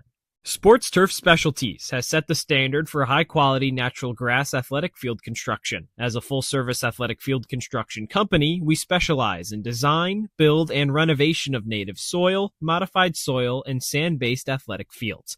Our team will provide you with superior quality, expert guidance, and continuing support long after the completion of our project. We are proud to have built the infield for the Wareham Gatemen field. Go Gatemen!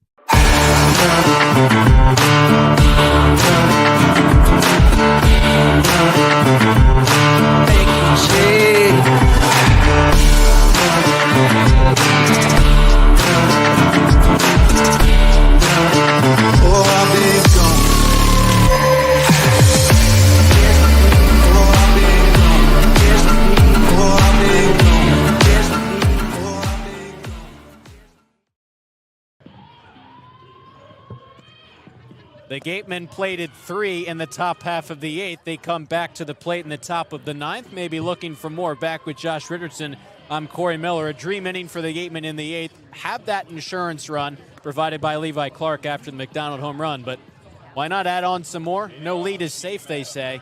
You know what's better than one insurance run, Cory? How about 2? Or 3, or 4, or 5? And the way the Gatemen pitching, especially then this bullpen, has been able to throw late stages of this one. The lead theoretically feels safe, but you never know. It's the top of the Hyannis order in the bottom half of the ninth. Knock on wood. Edwards dealing to Shea and went around on a pitch in the dirt, just crossed that plane. Van Shayen kick-started, if you will, that rally in the top of the 8th, was hit by a pitch, was on base when McDonald launched the home run. 0-1, swing and a miss. The bat goes flying out of the hands of Van Shayen, off of the screening in front of the ball boys, just out in front of the Hyannis dugout. Well, thankfully we have a net Yep. protecting us here at McKeon Park. It wouldn't have hit us, but it's a large projectile flying at you. And it's 0-2 now to Shayen. Bounce down the third base line. There is Velasquez. Gathers and throws a missile over to first. Shane retired on the ground ball to begin the ninth. Now we get our first look at Christopher Ramirez. Season debut for Wareham. Came in defensively, took over at shortstop. Now we get to see what he brings at the dish. And a big spot, too. Yeah, how about this? First appearance for Ramirez, a defensive replacement in a 2-run game. Now a chance to add on. First pitch he sees from Edwards, goes after it, and pops it foul down the first baseline. Ramirez at 5'8", 160, again out of Cal Baptist. Adding on to the Wareham infield group. Edwards working quickly, his 0-1. Zips up and in on Ramirez, who ducks out of the way. Just looking forward to that bottom of the 9th. Ty Stark still warming up. Harbor Hawks have 3 lefties at the top of the lineup, Cory. Breaking pitch, high fly ball, deep to left center field. Bates maneuvering into the gap. He tracks it down for a loud out number 2. So you have that platoon advantage. Wendt gave you a great 8th inning, but something that the Gatemen have kind of learned is that you don't want to stretch it out and kind of get greedy. Sometimes it's better to just burn that next arm and get the win. Yeah. Don't test fate. It's not worth the risk reward. It has to be why you see Stark getting ready to enter to close. McHugh swings at that first pitch. Weak roller right back to Edwards on the mound. Well, Fields it hopefully cleanly he's ready now. and flips it over to Camacho at first for out number 3. 3 up, 3 down go the Gatemen in the top of the 9th, up by 2. A chance to win this one and head home to Wareham with the victory. 3 outs away. Gatemen and Harborhawks. An exciting conclusion up next. Stay tuned to Cape League TV.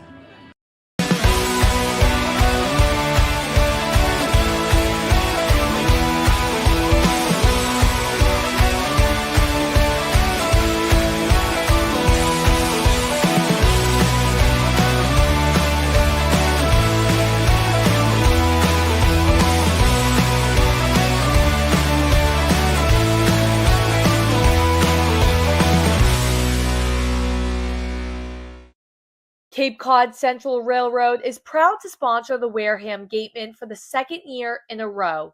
Experience the scenic beauty of Cape Cod like never before. Journey through picturesque marshes, cranberry bogs, and dunes on our historic rail line. Whether you're savoring a 5-course gourmet dinner, enjoying a Sunday brunch with a live jazz band, or bringing the family on a narrated excursion, there's a ride for everyone. Departing from Hyannis and Buzzards Bay, visit capetrain.com to book your ride today.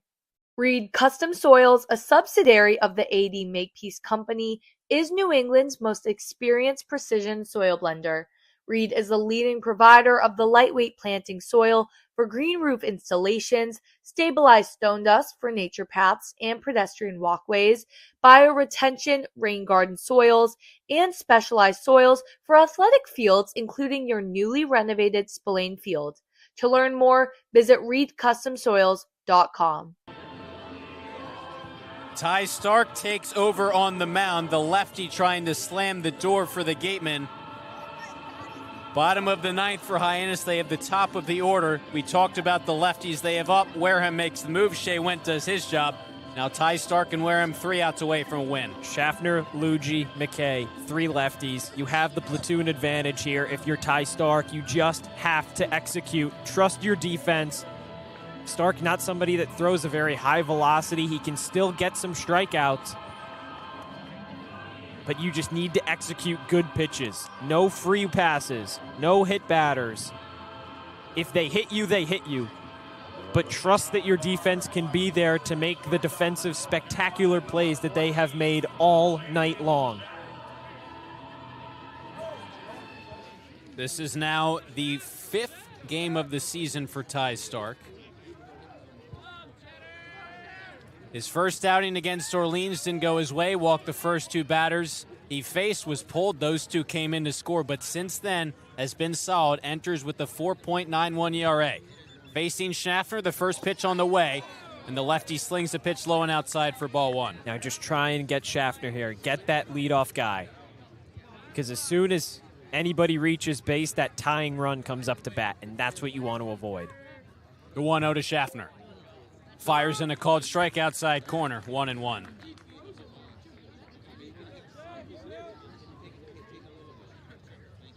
Schaffner a walk, sack, fly in, fly out.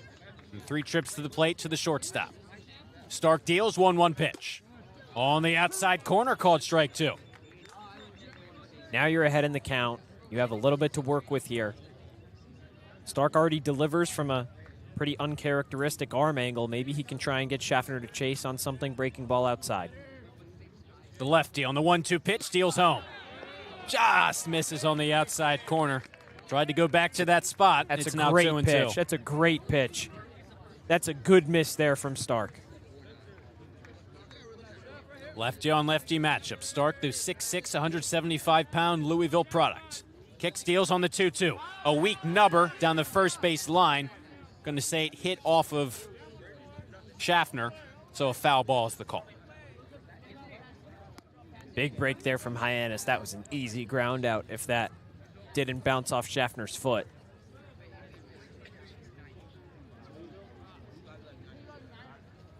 Get this first guy. Get this first guy, and it makes your life so much easier. Schaffner came in a .313 hitter. Ty Stark trying to seal the deal, not just save. Bottom of the 9th, 3-1 Gatemen, no one on, no one out, 2-2 pitch. Fired in a pitch, upper part of the zone, just missed on the outside corner, and Schaffner's worked the count full. Luigi on deck. And a good at-bat thus far. Lefty on lefty matchup. The payoff pitch coming from Ty Stark. Blasted in the air to right field. On the move is Turner, as this one will one-hop off of the wall. Turner picks it up, fires it in. Schaffner into second standing. He begins the bottom of the ninth with a leadoff double. That's not a great start to the inning for Stark, but you have to rally now.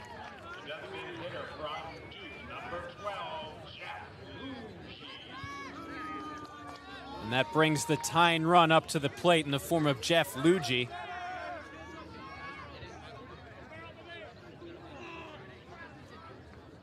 Luigi grounded into a double play, walked, and then grounded out.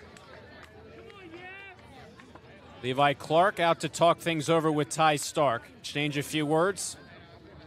Clark jogs back behind home plate. And again, that run does not matter. The one at the plate matters. This is the same situation that they were in last night. Man on base came around to score. Just do your job. Get 3 outs. Put this away. Schaffner on at second, he just doubled. Now it's Luigi. Stark looks the runner back to second, comes home. Big swing and a miss, it's 0-1. Ty Stark has that platoon advantage through Luigi and then McKay until he gets to Devin Mitchell, batting from the right side. So the next 2 batters, including Luigi. No one out, runner on at second. Bottom of the ninth, 0-1 pitch from Stark. Shot back up the middle, Randall shading behind the bag. He makes the play, but he doesn't have a throw. Schaffner advances to third. Luigi on with an infield single, and there's 2 on. Now that really complicates some things. The good news is that you have runners on the corners. A ground ball can produce a double play. Yes, one run would come in to score, but it takes the tying run off base and moves them back to home plate. If you're Ty Stark, you have to continue with your game plan. Force a ground ball and trust your defense. Another lefty in Ryan McKay. First pitch he sees from Stark is right there for a called strike 1. McKay is 0 for 3. Struck out, flew into a double play, and flew out again in the 6th. Tying run is on base, represented by Luigi at first. Runners on the corners, no one out. Bottom of the ninth, 3-1 Gatemen. Stark's 0-1 pitch. On the outside corner, called strike 2. Here's the thing, Cory. It doesn't look like anyone is warming up in the Gatemen bullpen. That's been something we've talked about so much is when that 9th inning reliever gets into trouble, is there going to be a guy up just in case? Lot of pressure, lot of trust in Ty Stark in this spot. Stark's 0-2. Swing and a miss. McKay behind on that one. A huge first out for Ty Stark.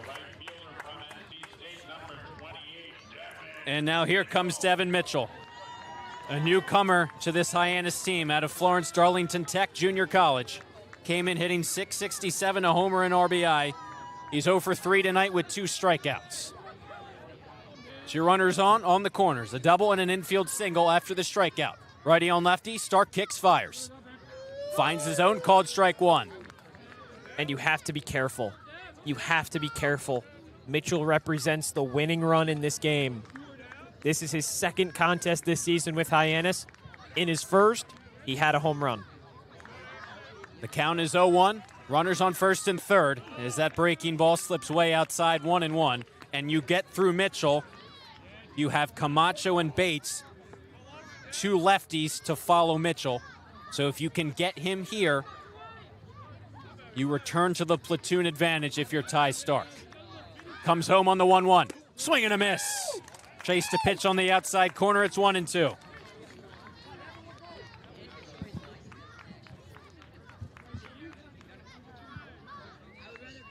Schaffner on at third, he doubled. Luigi an infield single, he's on at first. Stark just retired McKay on the strikeout. And he'll throw over to check in on that tying run in Luigi at first, who's back standing. And that's the thing. No real chance for Luigi to try and take off and make his way over to second. Not the fastest guy. Clark has a cannon behind home, and of course, Clark would throw down in that situation. That runner on third usually would prevent the double steal. Doesn't matter here. 1-2 pitch, check swing. Just getting a piece of it was Mitchell, and he pops it out of play over the netting. He's lucky that one drifted out of play. Yeah, kind of like a bunt that just popped in the air, but out of play. So they'll do it again. Stark came into this game in the 9th after Went pitched a scoreless 8th. His team up by 2 runs. Hyannis threatening. 1st and 3rd. There goes the runner for 2nd. A high chopper back up the middle. Charging is Ramirez.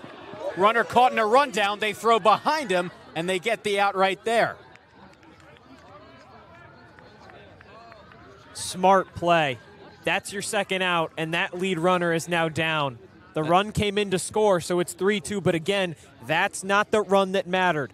It was a smart hit and run play from Hyannis there, but heads up play from the middle infield. Get that out. And now that tying run is over on 1st. You still have to deliver to Camacho here.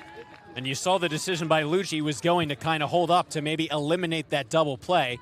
Probably slow enough hit anyways, but the Gatemen get the out. A run scores. It's 3-2. That was too slow to turn 2 there. But Mitchell you got the lead runner. First you got the lead runner. Choice. Lefty on lefty matchup. Camacho against Stark. First pitch of the at-bat. Sails beneath the knees. 1-0. So essentially, a run comes in to score, and the tying run, you trade runners at 1st, is still on at 1st, but you have 2 outs. It's the same spot from last night. Up by 2, 1 run in the 9th. Didn't matter. Gatemen closed it out then. Can they do it now? Starks 1-0. Inside corner. Camacho turns his back, gets out of the way. It's quickly 2-0. Bates, the lefty, waits on deck. Camacho tonight, a pair of flyouts and a strikeout, most recently in the 7th. Starks got 2 outs. Can he deliver the final one here? The 2-0 pitch. Slice foul off of the netting, 2-1.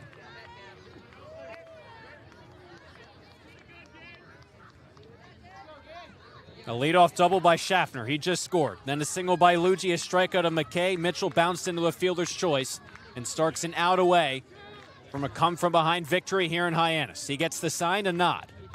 Looks at the runner at 1st, and deals home. 2-1 pitch, gets by Clark.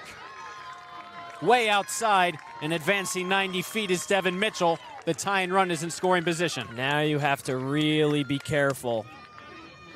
Mitchell has some speed. He's going to be off on the crack of the bat with 2 outs. Have to be very wary about him. Anything hit into the outfield will probably score him and tie this game. You have to be aware of that. The count is 3-1 on Camacho. We'll see if he gets the green light. Starks pitch. Popped him up. Left side of the infield. Ramirez is there. Underneath of it. Makes the catch to end this one. Behind a pinch hit. Go-ahead 2-run homer by Caden McDonald. The Gatemen shock the Harbor Hawks in Hyannis and win this one 3-2. What a game, Cory. What a game. Take a deep breath, everyone. Woo! A game that we talked about had so many division implications when you looked at the standings, how bunched together everyone was. Wareham gets 2 points to improve to 10-13. They sit at 20. That is 3 behind Hyannis and Falmouth now. Cory, the Gatemen came into this game 9-13. They started off the month of July 0-5 and have started to pick things up slowly but surely. The wins that they've gotten haven't been against the best of the best across Cape Cod. So it's definitely a situation where now you have to play the top team in the West. Maybe imposter syndrome comes in. Maybe that's a big thing that can, really turn a team off from a game like this. They fought it. They came into McKeon Park, and they beat Hyannis. What a game. They're 2-1 against the Harbor Hawks this season. They have the same amount of wins as Hyannis this year. Huge game, and it just keeps pulling you closer and closer in a very tight-knit division. And we were score watching earlier in this one. YD against Falmouth, that went final. The Red Sox beat the Commodores, and then Katuitt is up 10-1 over Bourne in the 8th. If that goes final, Wareham will leapfrog the Braves and take sole possession of that third spot in the West Division standings, and again would be just 3 points behind Hyannis and Falmouth. And Wareham and Cotuit are tied right now as it stands. Bourne loses, both Wareham and So they'd be tied for Cotuit third. jump. Yes, they both jump Bourne, and Hyannis and Falmouth just a 3-point lead over the Gatemen for those top spots. Everybody is just so close. This team went from being so far behind to right back in the mix. And now you go out and you play Falmouth tomorrow. Top 3 teams in the West Division. You win the first 2, you have a chance to sweep the weekend. And what a weekend it could be for the Gatemen. The Gatemen are hot, folks. That contest against Falmouth tomorrow at home, plenty of division implications, but the Gatemen take care of business in a huge divisional win against the top team in the West, Hyannis. A come-from-behind 3-2 win, again backed by the go-ahead 2-run shot by Caden McDonald in the 8th as we wrap things up. For Rayna, Maggelet, our sideline reporter, Abby Smith and Chuck Luarasi, our 2 producers. For Josh Richardson, I'm Cory Miller saying good night from Hyannis. Go Gatemen. They take this one 3-2. We'll hope to see you tomorrow against Falmouth, against the Commodores. Gatemen back in action at 6 o'clock.